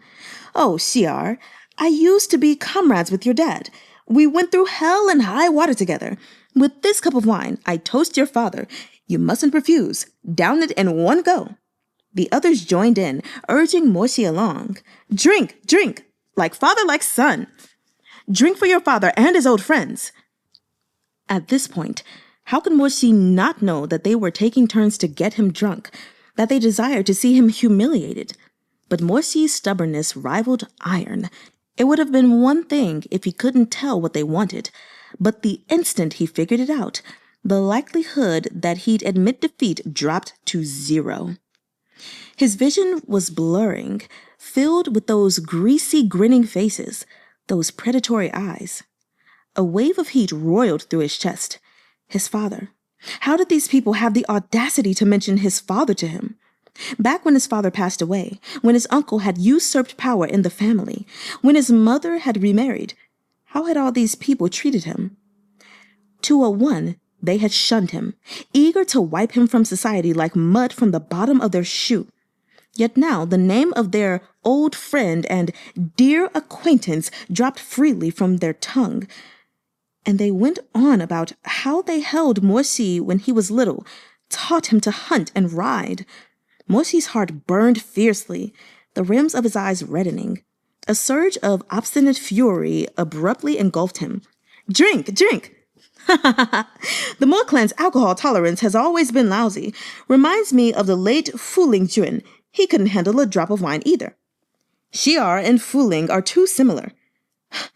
How dare they mention him? These faces were like kindling in his heart. With a jug of wine, a handful of fire, a splash of bubbling oil, everything burst into flame. Morsi jumped to his feet, eyes affixed on the men in front of him. Cowed by the terrifying sight of Morsi with his eyes scarlet, those elders' faces fell, their smiles frozen. They were all afraid of making Morsi truly lose his temper. Someone raised their voice, feigning calm. "Shizun, you don't need to drink if you don't want to. Your father didn't like to drink either. You two—" He was interrupted by a loud bang. Morsi had opened a jug of strong wine nearby with one hand, his gaze deathly fixed upon the speaker's face. He brutally lifted the jug, tendons white as he pushed it into the other man's arms. Then he opened a second jug for himself. The old noble's jowls trembled as he forced his mouth into a fearful smile. What does Shizun mean by this?" "I'm toasting Uncle Chin on behalf of my late father." Morsi bit out each word. He reached over with his other hand to firmly pat the old noble's wizened face. "I'll drain it," he said softly. "Uncle Chin had better not leave a single drop either. Whoever backs down is a rotten loser." With that, he lifted the wine, closed his eyes, and tilted his head back to drink the entire jug. By this point, the eyes on Shizun were no longer limited to the crowd surrounding him. Nearly everyone in the hall had been drawn in by his grand gesture. Stupefied, they craned their necks to watch this drinking contest. Uncle Chin saw that Morsi had finished his jug. He looked down at the jug bigger than his own face and couldn't avoid swallowing nervously. A chill ran down his back. However, everyone was watching. He couldn't afford to take this lying down. He stilled himself and leaned back to chug. Unfortunately, he couldn't hope to match Morsi's resilience. After he gulped down half the jug, he couldn't take any more. He doubled over and threw up. With a crash, the wine jug shattered to the ground. Uncle Chin raised his head with effort, meeting Morsi's scornful and vicious gaze. Those phoenix eyes were scarlet from the wine, but remained clear through sheer force of will. They were like twin daggers. Morsi's glossy lips parted. "Uncle, are you going to keep drinking?" Uncle Chin shuddered. No. Although he had admitted defeat, there were still others who thought Morsi would break under a little more pressure. Unwilling to give up now, they took up the challenge. In no time, another jug of wine was brought forward. Just as Mengze was about to take it, someone grabbed hold of his arm. Through his bleary, reddened eyes, Mengze turned to look. Goo Mahng had gotten to his feet, his face clear and resolute. It was hard to tell if this was the Gu Shishong of the past or the broken prisoner of the present. Goo Mahng took the wine jug from him. "Why are so many of you ganging up on him?" Chapter 65. You're not worthy. His head hurt fit to burst, but Mengze still gritted his teeth and pushed Goo Mahng away. "None of your business," he said quietly. "You better sit down." Goo Mahng didn't listen. "Why are you bringing up his papa during a celebration?" Mengze wondered if he was imagining it.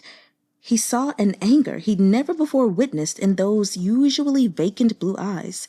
Goo Mahng's hand gripped Mengze's wrist tightly, perhaps out of guilt or in atonement. He wouldn't let go no matter what. "Don't you know his papa passed away a long time ago?" He paused. "Why? Why do you want to make him feel sad?" The old bastards couldn't take this hit to their pride. "You disgusting creature," one of them spat. "You dare speak to us nobles like this in the palace? Running wild just because your mind's broken? Get lost. No one asked you." Goo Mahng didn't budge. He stared at them and then yanked his lapels open and exposed the slave collar around his pale neck. Despite this mark of shame upon him, he nevertheless stood valiantly in front of Mengze. The sight of him left the crowd momentarily stunned. It was as though the former beast of the altar, that powerful and charismatic man who could charm humans and ghosts alike, had returned to this broken shell. "I am a servant of Shee Manor," Goo Mahng proclaimed. "He is my master." Oh, God. Oh, God. Mengze was so dizzy he was close to collapsing. Only sheer willpower kept him on his feet. He closed his eyes and said in a low voice, "Goo Mahng, you'd better get—" "I'll drink this wine on his behalf," Goo Mahng said, interrupting him. As he spoke, he imitated what Mengze had done to open the seal, his expression grave. But before he could drink a single drop, a mighty kick to the chest cut him off. "Haven't you been taught the rules?" cried the furious old noble. The jug of wine smashed to pieces on the ground. That old noble's son had died fighting Goo Mahng. He pointed a trembling finger at him, face scarlet. You traitor! You deserve to die 1,000 times for your crimes. What right do you have to stand here and talk?" The situation had spun out of control, and no one knew what to say to resolve it. On the other hand, the emperor was a madman who thrived on chaos. He probably thought that an ordinary feast on New Year's Eve wasn't thrilling enough, and the sight of a fight breaking out under his nose only served to energize him. Engrossed, he watched with his chin in his hand instead of calling for them to stop at once. At his core, Goo Mahng had a ruthless nature. While he remained naive, he could still be passive. But now he had regained some of his memories and learned something of the debts he owed Mengze. Fueled by this knowledge and his natural instincts, Goo Mahng refused to back down, no matter how inappropriate his actions might be. Goo Mahng pointed at Mengze. "I've done bad things, but he hasn't." No one spoke. "To gang up on him like that is shameless." Mengze was getting dizzier. Quietly, he tried to stop him. "Goo Mahng, don't—" Goo Mahng glanced at Mengze with his clear, bright blue eyes. "I'm sorry. I understand why you said I was dirty before. You're a good person. I won't let them bully you." With that, he turned to glare at those old bastards. "Come at me, you." He paused, trying to come up with an appropriate term and failing. He tossed out one at random. "You flower pluckers." Silence reigned. The emperor went, "Pfft." The atmosphere had been tense and hostile, but when the crowd heard that ridiculous phrase from Goo Mangg's mouth, they couldn't help but burst into laughter. Zhanxing nearly spat out his wine as he guffawed, slapping the table. But those old men couldn't handle the affront. They raised their fists, surging forward to seize Goo Mahng. All of them were truly crazed with anger. The wine and their emotions had gone to their heads, and they struck without thought. Morsi blinked laboriously and shook his head.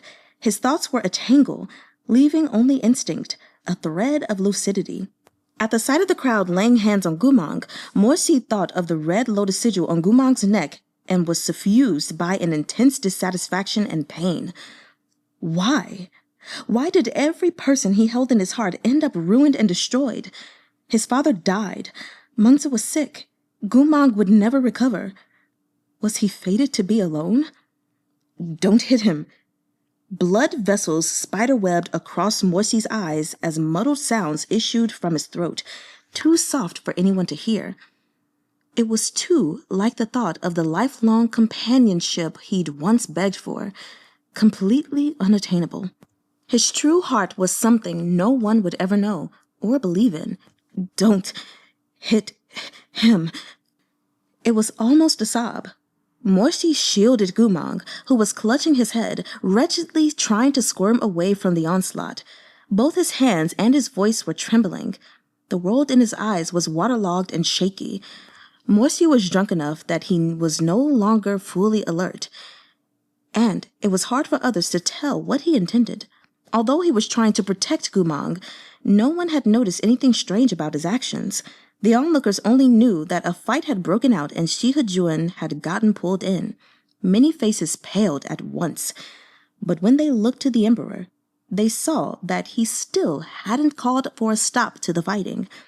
He was rolling a berry between his fingers and watching with narrowed eyes, as if in contemplation. The first group to spring into action was the officers of the Northern Frontier Army. Despite their jokes, their stepdad was still their dad. They had faced death together. How could they allow others to humiliate him so? They forgot about placing bets and hastened to the scene. Hiya! Loo, calm down a little. Shizun, don't be mad. It's the new year. They smiled as they broke up the scuffle, sneaking in a few punches alongside. How could the old nobles be a match for these army ruffians? In moments, the officers had most of them thoroughly subdued, but a few of those who remained held blood grudges against Goo Mahng. They had lost all rationality and cared nothing for their rank or the circumstances. As they grabbed Goo Mahng and struck him, they shrieked in rage. You deserve to die! Why don't you go die? Princess Mengze couldn't bear to watch any longer either. She was worried that Morsi would be hurt in the chaos. Ignoring Yanping's attempts to dissuade her, she also strode over to intervene. But how would those old ruffians be willing to listen? The pain of mourning their sons, the blood debts carved into their bones. They might suppress these things when they were sober, but now, these men had been unexpectedly set off. The princess was here? So what? You'd better fucking listen up. No one cares what happened to your mind. It doesn't matter if you've forgotten. You're still a murderer, a traitor. You're going to hell, never to be reincarnated. All the dead are watching. All of them are watching you. Goo Mangg's heart juddered. All the dead were watching him. Just like that time at the soul-calling abyss. All of them were watching him, demanding their lives from him. Why haven't you died yet? All I wish for, day in and day out, is to see you dead. You motherless, fatherless bastard cur! These men had lost control. Stripped of their rank, wealth, and reputation, a human's basest instincts and emotions were no different from those of a wild beast. Someone shoved Goo Mahng viciously. He stumbled and fell to the ground, knocking over the tea table behind him. Wine spilled across the floor, and shards of porcelain pierced the flesh of his back. Blood flowed from the wounds, but Goo Mahng barely noticed the pain. Faced with the intense hatred of those nobles, he couldn't say a word. He watched as someone picked up a heavy jug of wine, preparing to smash it over his head. Without warning, something came flying through the air and shattered the jug. The broken pieces skittered across the floor as wine splashed everywhere. Goo Mahng shielded his face with a hand, squinting through the downpour of wine. When he could again open his eyes, he saw that a pipe had tumbled to the floor next to him. So, this was the object that had been thrown with enough force to break the wine jug. Staring, Goo Mahng turned his head. The person who had blocked this blow was Mu Zhonglian? Mu Zhonglian had risen from his seat. His hand was presently clamped around that insane old noble's wrist, and he was quite drunk. He reached out to flick the man's head, smiling lazily. What's wrong, little darling? Using the chaos as cover for your own vengeance? Who do you think you are? This lord's grudge hasn't even been settled yet. Get the fuck to the back of the line. Mu Zhonglian, you dare to address this elder so? You... Oh, you're unhappy with being called little darling? Mu Zhonglian licked his lips and smiled. What a pouty flirt you are. All right. How about little sweetheart? You... Now that Shee, Wang Shu, and Mengze were all involved, the emperor had no choice but to step in, no matter how much he wanted to watch the show. He finally cleared his throat from atop the throne, as if he had only just noticed the commotion. What's all this? He asked sternly. It's New Year's Eve. I don't care if you're not bringing us blessings, but you dare make a scene and cause trouble here? Imperial guards! Yes, your majesty. Pull them apart. At once. Goo Mahng finally managed to escape from the mess. The imperial guards pulled the old nobles off him and dragged him out of the fray. Panting for breath, he instinctively looked toward Morsi, only to see that Mengze had already helped him over to a seat nearby. Morsi had been wounded. Someone had cut him deeply on the shoulder, and the wound still dripped blood. Now that the fight was over, he could finally let down his guard. As soon as he lowered his defenses, he looked entirely exhausted by the effects of the wine. Lean back, said Mengze. Let me take a look at your wound. Morsi's eyes drifted shut as he rested against the stone pillar at his back. Distressed, Mengze ran soft fingers over his shoulder as she murmured, Why didn't you dodge? I'm fine. Morsi's long lashes lowered. Couldn't. You couldn't? Mengze wasn't stupid. More like you got distracted as soon as you saw him take the wine for you. He's a traitor. Why can't you get this straight? Why can't you remember this? Morsi's lashes fluttered. I didn't do it for him, he murmured. Mengze didn't reply. She knew how he was. When he dug his heels in, not even 10 oxen could move him. Instead, she merely placed a palm over his wound. I'll help you stop the bleeding. Goo Mahng witnessed this all from where he sat nearby. Throughout their exchange, Mengze hadn't looked at anyone else, and neither had Morsi. Goo Mahng began to understand why Morsi was so good to her. Everyone longed for gentleness and was grateful for tenderness. He inflicted upon Morsi wounds and suffering, while Mengze gave him care and protection. He had initially thought to atone for his crimes. He had wanted to say sorry to Morsi for the things he couldn't remember, but now there was a lump in his throat, and he couldn't say a thing. He was a traitor. That meant he had no one, and only ever brought harm to others, right? Goo Mahng didn't look at Morsi and Mengze again. He turned away and reached down to pull a deeply embedded shard of crockery from his arm. He tossed it to the ground. Just moments ago, he had yanked open his collar and said he belonged to Morsi, so he could help Morsi and take the wine for him. What a massive joke. Even the thought of it made his face burn with embarrassment. Slowly, almost wretchedly, he crouched down in a corner. There he sat with his arms around his knees, curling into a ball as if to escape from those curious and disdainful stares. But he couldn't hide. Like a fool, he had impulsively stepped out in front of Morsi and loudly proclaimed his stance. Everyone had heard him. Now he had made trouble for Morsi. He didn't dare go to Morsi's side, nor did Morsi want him there. No one had forgiven him, and no one paid attention to him. He could only brace himself and sit alone, head lowered as he endured those sharply assessing gazes. He even said Shizun was his master. Wasn't he always that arrogant? Sure, he used to be formidable, but this is why he was doomed to fail. He has no self-awareness or brains. He had humbled lineage, yet great ambitions. Everything about him was wrong. He only became a general because his innate spiritual power happened to be strong, nothing more. Now that his core is shattered, it's obvious how preposterous he is. He certainly doesn't know his place. What a nuisance. He even got Shihajun injured too. What a disaster. Sitting among these snippets of conversation that only grew louder, Goo Mahng lost the powerful shadow he had briefly regained. Once again, he was hunched and small. Chapter 66. Paying Respects. That night, it was Mengze who brought Morsi back to his manor. This task didn't befit her rank, but just like her elder brother, the Emperor, Mengze didn't care for what other people thought. Gu Mang lifted the curtain for her, wanting to help Morsi into the carriage, but Mengze only looked at him. I can handle this on my own. Gu Mang hesitated. I'm sorry. I didn't do it on purpose. I just wanted to take the wine on his behalf. Mengze wasn't cruel to him, but neither was she kind.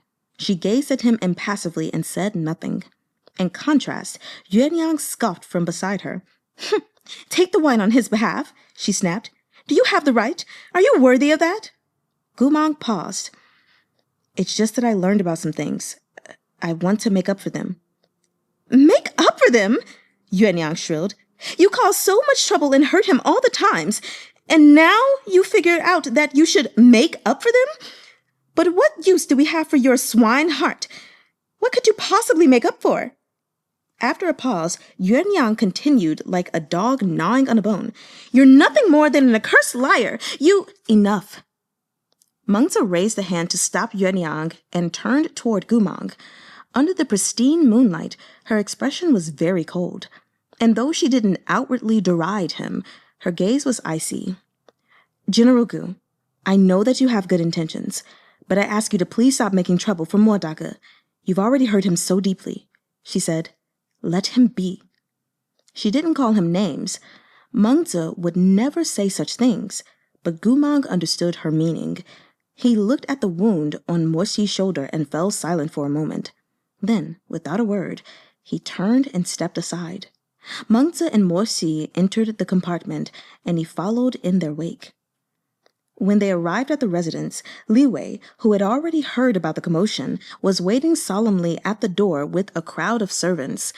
As soon as he caught sight of Mengze, he hurried to kowtow. Your subordinate Li Wei greets Princess Mengze, to your longevity and prosperity. Although Mengze wasn't the mistress of Shihe Manor, nearly everyone treated her that way. They respectfully and warmly led her into the house. Shihe Manor's seats were all arranged in pairs. Li Wei was more than ready to kiss up to their guest. He got Morsi settled in a side room, then came out to flatter Mengze. Princess, our lord truly thinks of you day and night. See how he saves you a special place in everything? Also, it's convenient when you visit. Mengze sighed. He's just lazy. He only does this for the sake of symmetry. He's not saving anything for me. How could that be? Even we servants can see the feelings my lord holds for the princess.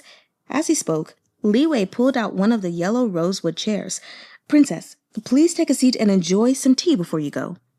Mengze didn't demur, so Yuanyang smiled. Then we'll be imposing on housekeeper Li. It's no trouble at all, no trouble at all. Li Wei hastily waved at the other servants to prepare some snacks and honeyed fruits, and to bring out a pot of the finest Biluo Chun tea for Mengze. He chuckled as he fawned over her. Princess, look, this tea set only has 2 cups. It's the Lord's favorite. In the future, you must come often to have some tea with him or play a game of chess. Mengze glanced at the teaware. It was indeed a set from Chonghua's imperial kilns with only 1 teapot and 2 cups. The sort of tea set usually used to receive very close friends, or used between married couples. The imperial kilns manufactured them to please such buyers, the implication being that the affection between the tea drinkers ran so deep as to leave no room for others. Mengze turned her snow-white face aside and coughed lightly. Housekeeper Li, don't be absurd. I've never liked porcelain with pine, bamboo, and plum blossoms. If you continue to presume your lord's intentions, I just might tell him when he wakes. See if he punishes you. Footnote number 18. For pine, bamboo, and plum blossoms, these are known as the 3 friends of winter. These plants remain tenacious even during the coldest days and symbolize noble character and steady friendship. Returning to the reading. Ayo, then I dare not presume. said Li Wei. Despite his words, the smile in his eyes didn't fade in the least. A woman's feelings were easy to guess. Although Mengze made a show of rebuking him, she still liked to hear that Morsi was thinking of her, looking after her, and treating her differently from others. As Li Wei served the princess tea and sweets and made conversation, he saw, out of the corner of his eye, that there was someone standing in a dim corner, watching silently. Li Wei's heart skipped a beat. It was usually Goo Mahng who sat where Mengze was sitting and used the teacup Mengze was using, but that was merely because Goo Mahng didn't understand etiquette and the Lord didn't care to manage him, that he was allowed to behave in such an unruly manner.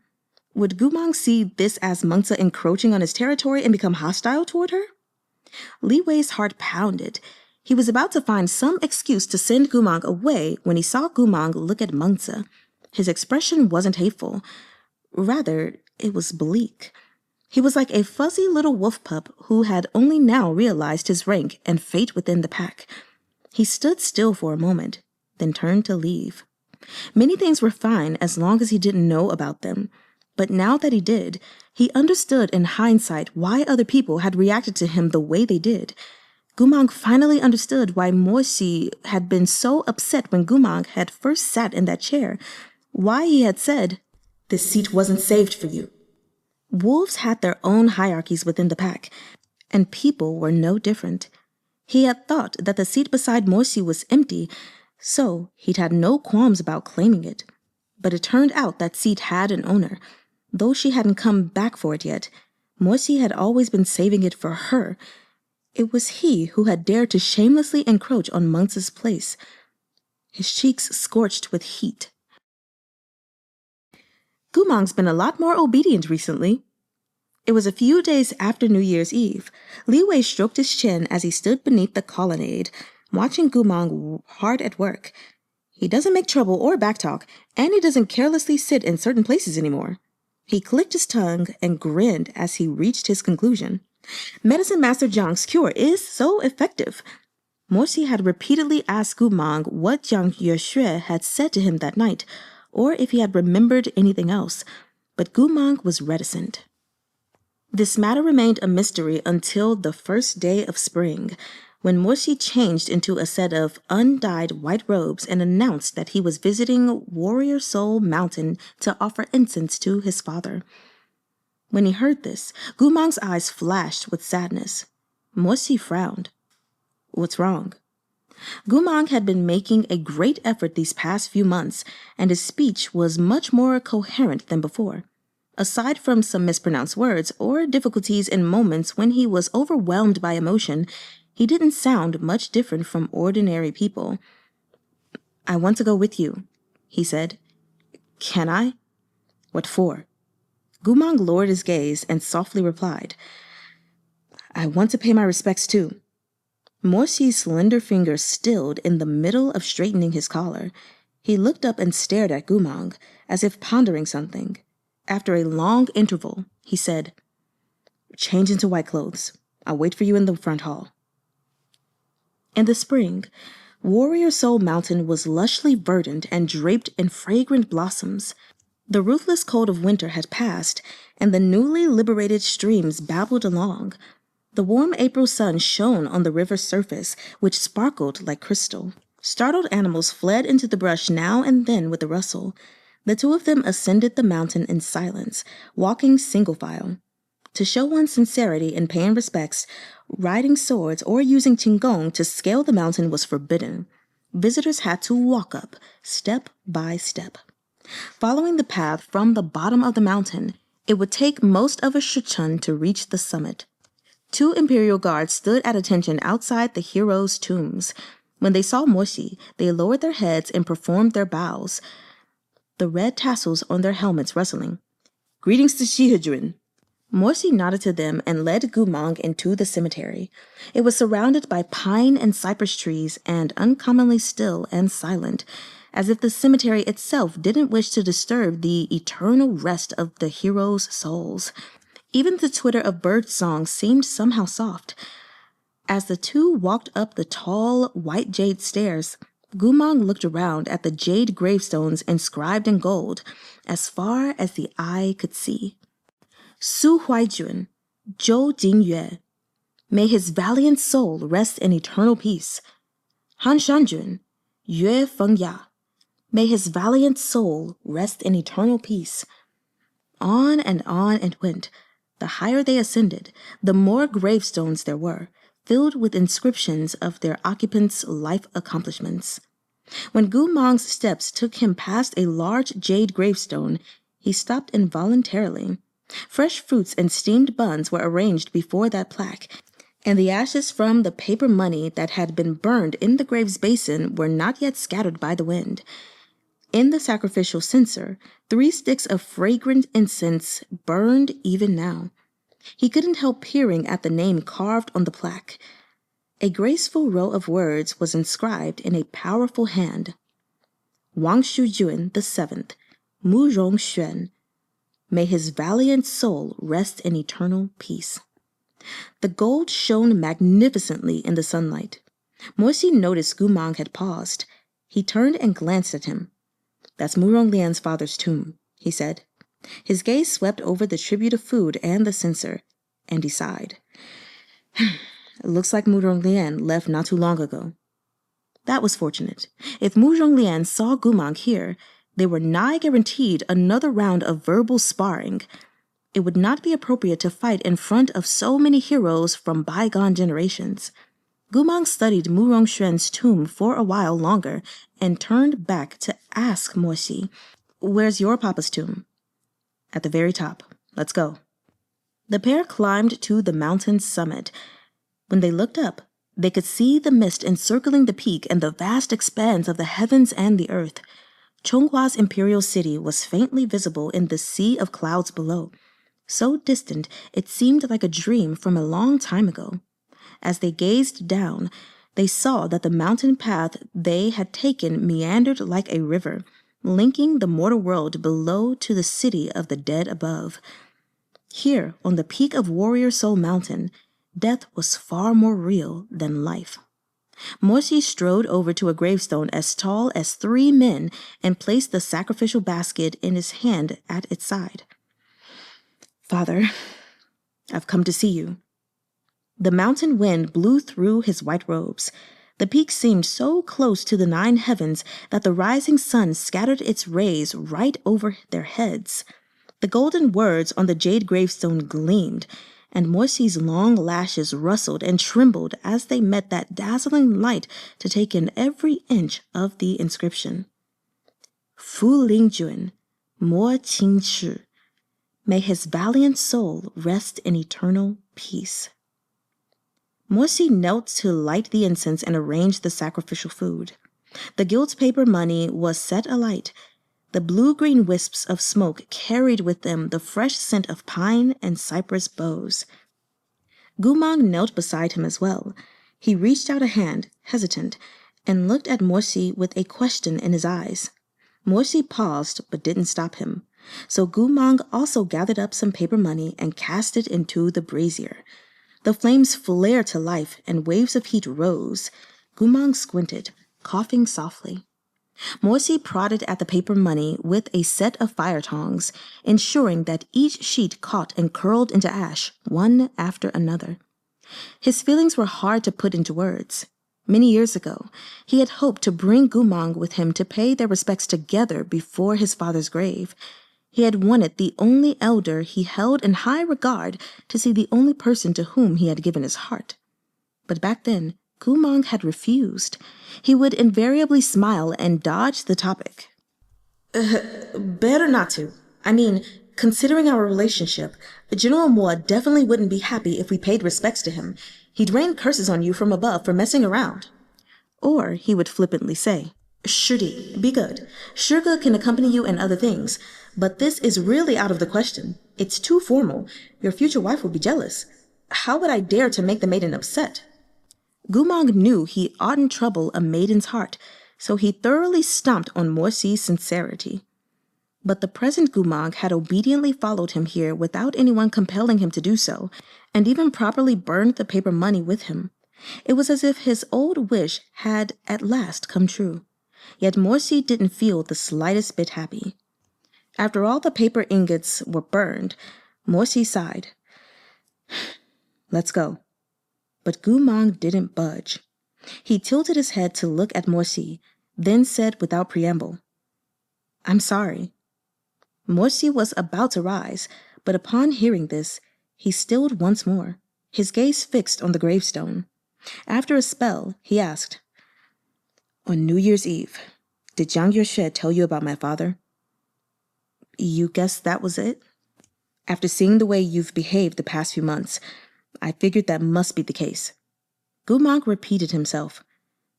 I'm very sorry. Morsi looked at him. Great. How wonderful.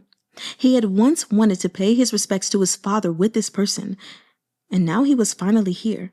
He had once wanted to hear this exact apology, and now he'd finally received it. But it wasn't supposed to be like this. The person here to pay respects should have been his beloved, not a traitorous prisoner and slave. The apology should have come from someone who understood the consequences of his actions, not someone so ignorant and clueless. I really can't remember why I betrayed you back then, Gu Mang said earnestly. But I won't in the future. Morsi swallowed thickly and closed his eyes for a beat. Gu Mang, what future do you think you and I could have? Gu Mang didn't know what to say. He could only mumble, Don't be upset. Why do you think I'm upset? Morsi retorted. The days when I'd feel upset because of you have long since passed. As for your betrayal, you did it because you had your own ambition and your own vengeance to exact. You were a genius on the battlefield, a lunatic whose name made the enemy cower in terror.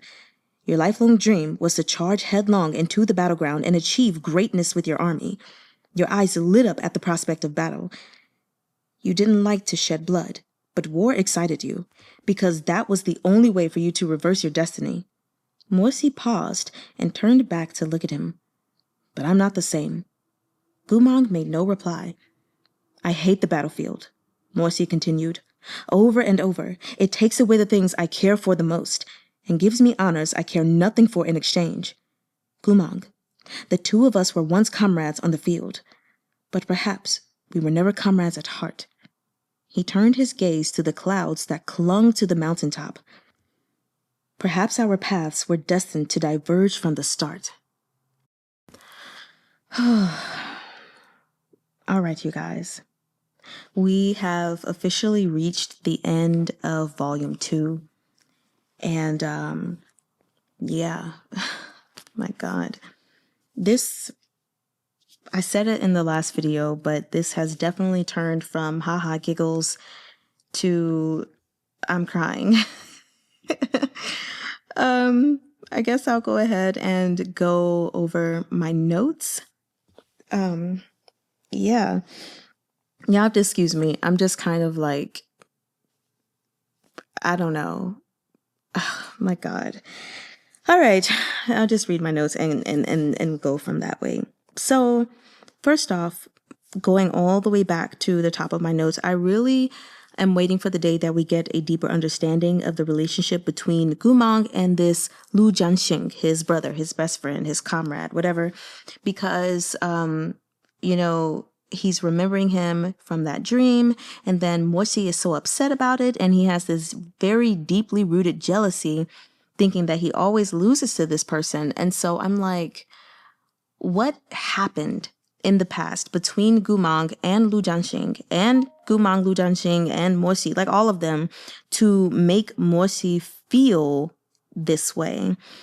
And then going to my next point, I get the pain that Morsi is feeling and everything, but in these chapters with him lashing out at Gu Mang, I honestly just felt so terrible because like I said, I understand it. I get it. And maybe even I would do it in his circumstances, but he's lashing out at an empty shell, a shell that's slowly being filled, but he's not it's not the person to be lashing out at. Like, he's lashing out at the right person, but again, not at the right person, because Goo Mang doesn't have all of his memories.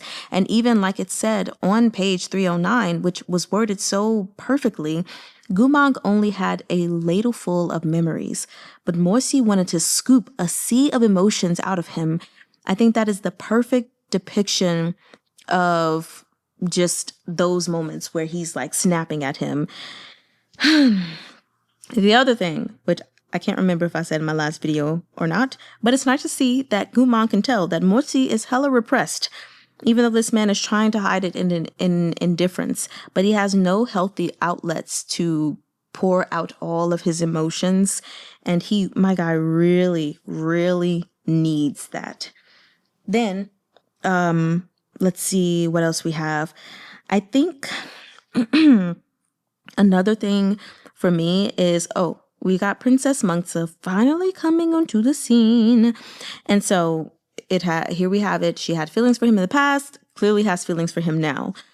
But Morsi directly rejected her. But one thing I want to say about her compared to women in other Danmei novels is that when he rejected her, she stepped back.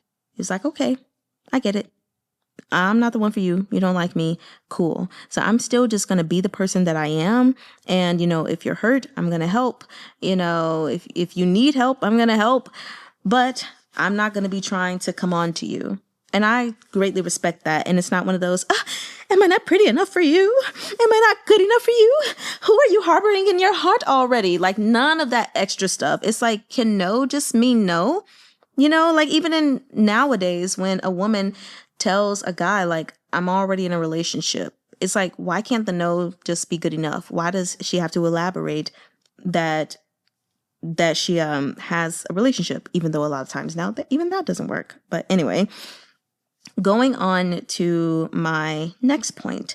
So here we have it, which we knew that before already, but Princess Mengze not only saved Morsi, but she saved Morsi, like, on the brink of freaking death.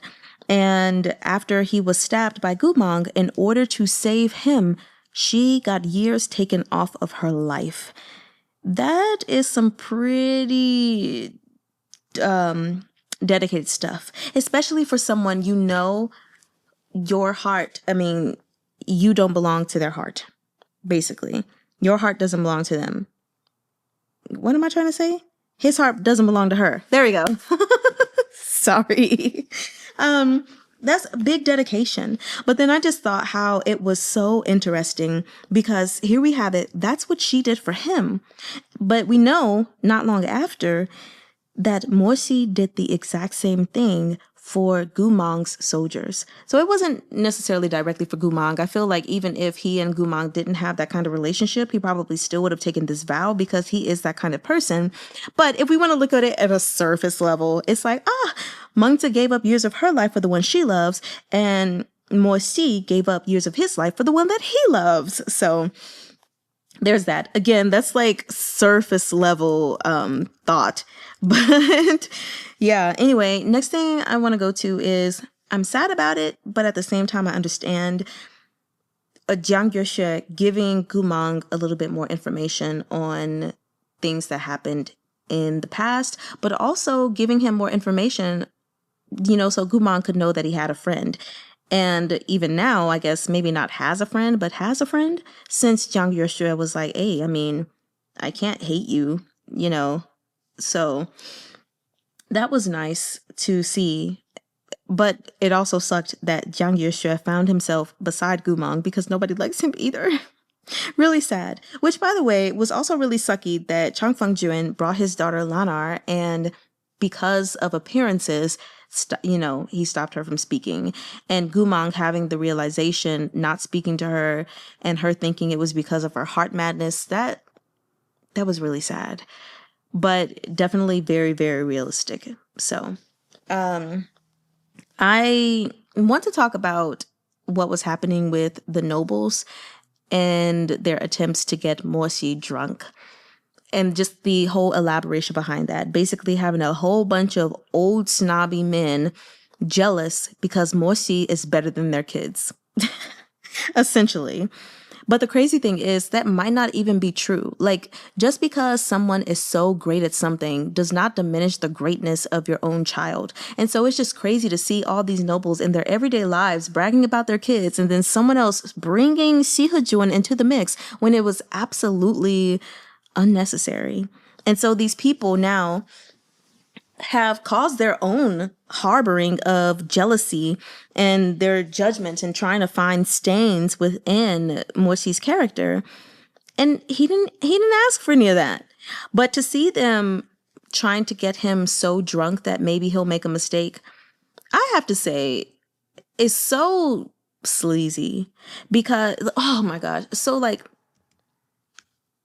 okay. Sorry, there was just like the weird tire screeching sounds. I don't know if y'all heard that. But one of the things that I absolutely hate about Chinese culture, which I don't know if this is still prevalent today or if this is something that is more prevalent in the past, but I do know that in modern C-dramas that I've seen it and, you know, it's still a thing. But one thing that I absolutely freaking hate is how it is customarily rude to refuse an alcoholic beverage, not just in China, but in Asian culture in general. It's like, oh, if you refuse this drink, then you're looking down on me or you're being disrespectful to me or your elders or blah, blah, blah. And it's like, I need more information on that, I guess. But it is just so stupid. Like, honestly, there aren't really many things that I consider stupid in China or in Asian culture in general. I mean, I'm still got a lot to learn. But if there is one thing I absolutely hate, it's this. Because first off, if someone is uncomfortable with doing something, or if someone does not want to do something, they should not be forced to have to do it, especially if it's not something that is a requirement, you know, to live. Like if a person, well, even if people need to live, if a person doesn't want to work, you know, to pay rent, then they shouldn't be forced to. I mean, they got to move out, but, you know, they shouldn't be forced to. If someone doesn't want to clock in their hours at work, well, they shouldn't be forced to. They'll lose their job, but they shouldn't be forced to. But then we bring it to something as simple as a freaking drink of alcohol where people are getting upset if someone refuses. And not only that, but with something like this, you're teetering on very dangerous territory, because here we have it in this circumstance with Mengze and these nobles where there's so many of them. It's not just one cup. It's not just 2 cups. It's so many freaking cups of alcohol that are being poured and given to him to drink, and stuff like that can lead someone to getting freaking alcohol poisoning. Something like that is more than just someone doing something wrong or showing something about themselves that is unfavorable. You could be sending someone to their death from drinking too much alcohol. Like, that's not a game. Yet all of these people here were doing that. And don't get me wrong, I know that we're in, you know, this world where maybe people can drink much more than average people because they've got spiritual cores and blah, blah, blah, blah, blah. But that doesn't matter, because it didn't say that it was impossible for people to die from alcohol poisoning. Like, it's clear he's still a human being. And so, that scene, I guess it just really frustrated me and reminded me of that one thing about Asian culture that I just don't understand and I absolutely despise. Okay. But like I despised. Now going to chapter 65. So again, we have these guys trying to get Mengze deathly drunk. And when Goo Mahng is like exposing his collar and then says, "I'm a servant of Shee Manor. He is my master." Oh my God. I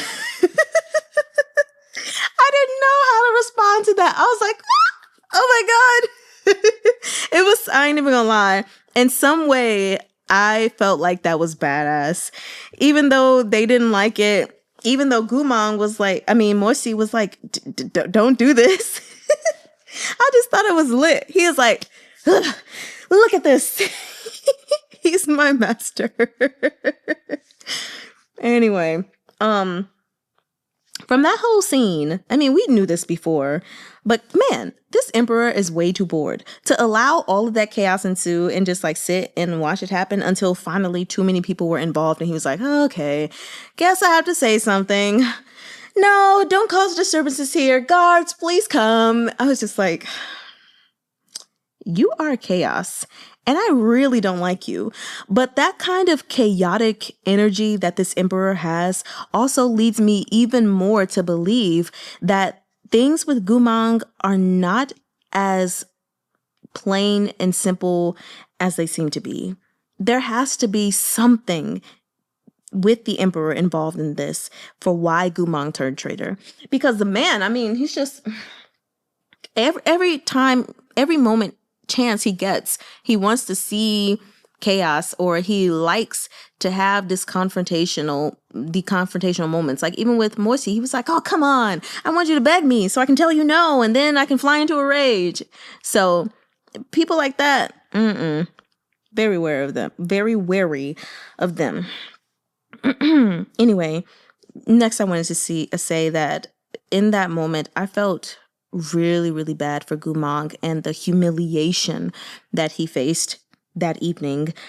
But I also do understand the old nobles being upset with him. Just like in general, after they had so much alcohol and everything, I understand, because they're looking at the man who caused their sons' deaths.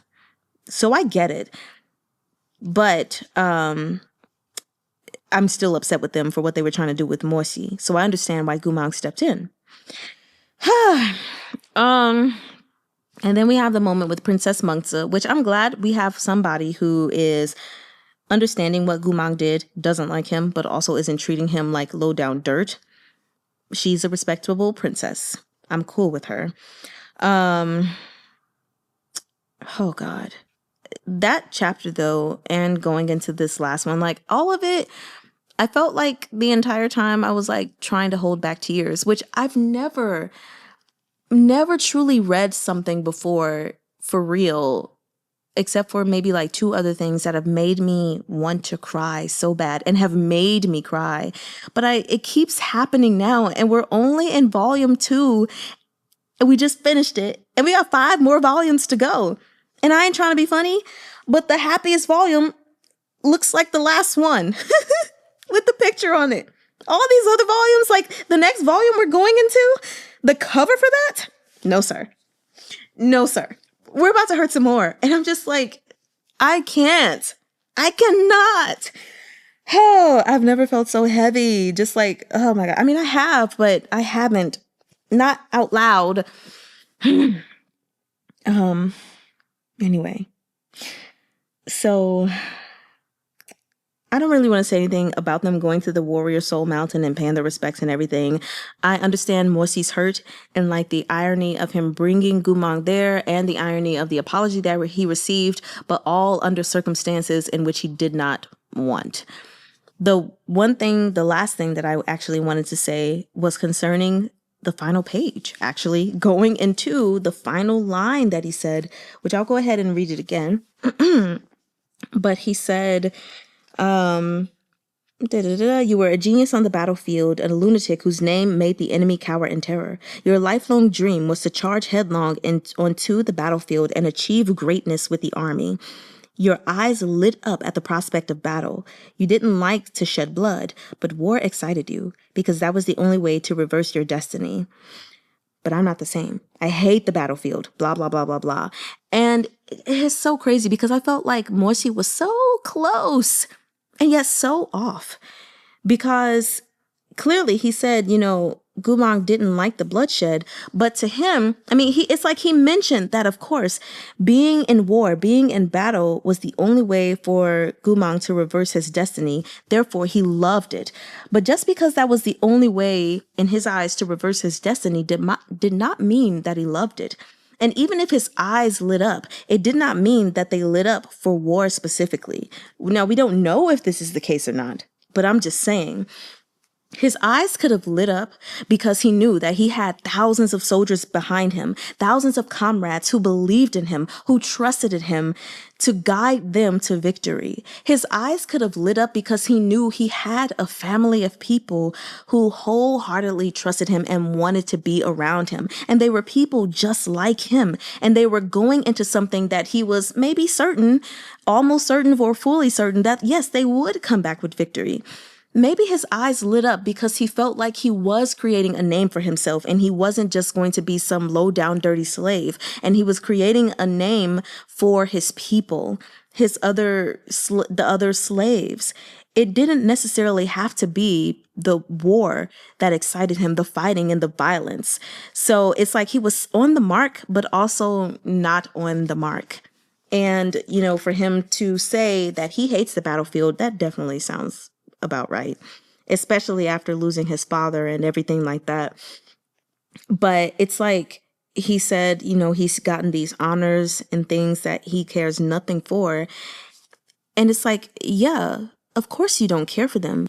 How could you care for them, after you lost your father, and with the way that he was treated growing up after, his uncle and the traitoring and all of that stuff? I could definitely understand why war would not be something enticing to him. But it's like, but Goo Mahng has always been viewed as less than a human. Less than an animal. Who knows, depending on the person you're talking to. And so, he's never had a home compared to someone like Mengze, who, even though he lost him early on, at some point, you had people that loved you. I think, hopefully. You had people that adored you. Maybe, hopefully, I think. But who has Goo Mahng had? What praise has Goo Mahng ever gotten? I can understand him wanting those things. But anyway, I disagree with him saying that, they were once comrades on the battlefield. He did say perhaps, but perhaps they were never comrades at heart. I think they were comrades at heart. But the problem is lack of communication, lack of trust. Those were the two main things, because on multiple occasions, even now, so I'm sure it happened in their past, they just weren't communicating certain things. Whether it was Goo Mahng not communicating to Mengze how he truly felt and giving up that vulnerability and saying like, hey, I'm scared. I don't know if this is really real or if it's going to be snubbed from me. If you're just saying these things, but you really don't care about me, or one day you're going to leave me once you find someone better, I'm scared. He didn't share those things, And even with Mengze, when he had his doubts and everything concerning Goo Mahng, or wondering if he was taking it seriously, he didn't say, hey, Goo Mahng, I need you to know I'm serious. Why don't you take me serious? He didn't ask. They weren't communicating with each other. They were just in the throes of passion and love, one person admitting those passions and love, and the other person, well, I think somewhere in the first or second volume, it said that he said it, but he wasn't even sure if Goo Mahng meant it. But it's like the communication is what really ruined their relationship, even if it was a good relationship in many other ways. But there are certain things when you don't talk about them, they can ruin everything, Because when the emperor finally did what he did to Goo Mahng, and he just shut down, he just shut down. And what was the other thing I said? Trust. That was the other thing that ruined the relationship, because Goo Mahng didn't trust Mengze's words, But I'm not going to lie. I'm hypothesizing that there may have been a certain lack of trust on Mengze's side. And the only reason I say that is because we have this character who has not come on the scene, obviously because he's dead, but we will get more information about them. Loo John-sheeng. What about him makes Mengze so angry? Could he possibly have been jealous of this person even in the past? So I don't know. We'll figure out more of that. And there could be some other things, but I'm talking off the dome. That was those were the two things that the two men were lacking in their relationship. Trust, communication, and trust. So, I do believe that they were comrades at heart, but even comrades need to communicate, Anyway. That is all. The next time I see you guys, we will be doing a live discussion on this on Saturday, August 30th, 10 a.m. to 12 p.m. Eastern Standard Time, so 7 a.m. to 10 a.m. Pacific Standard Time, and 3 p.m. to 5 p.m. British Standard Time, I believe. And obviously 10 p.m. to midnight if you're in China and you got VPN. Anyway, that's pretty much it. Get ready to hurt some more because the cover of Volume 3 definitely shows that we're going to hurt. So we got a lot of Wolf Goo Mahng in Volume 2, and we'll see what we get in the next volume. I love you all. Well, I mean, yeah. Bye-bye.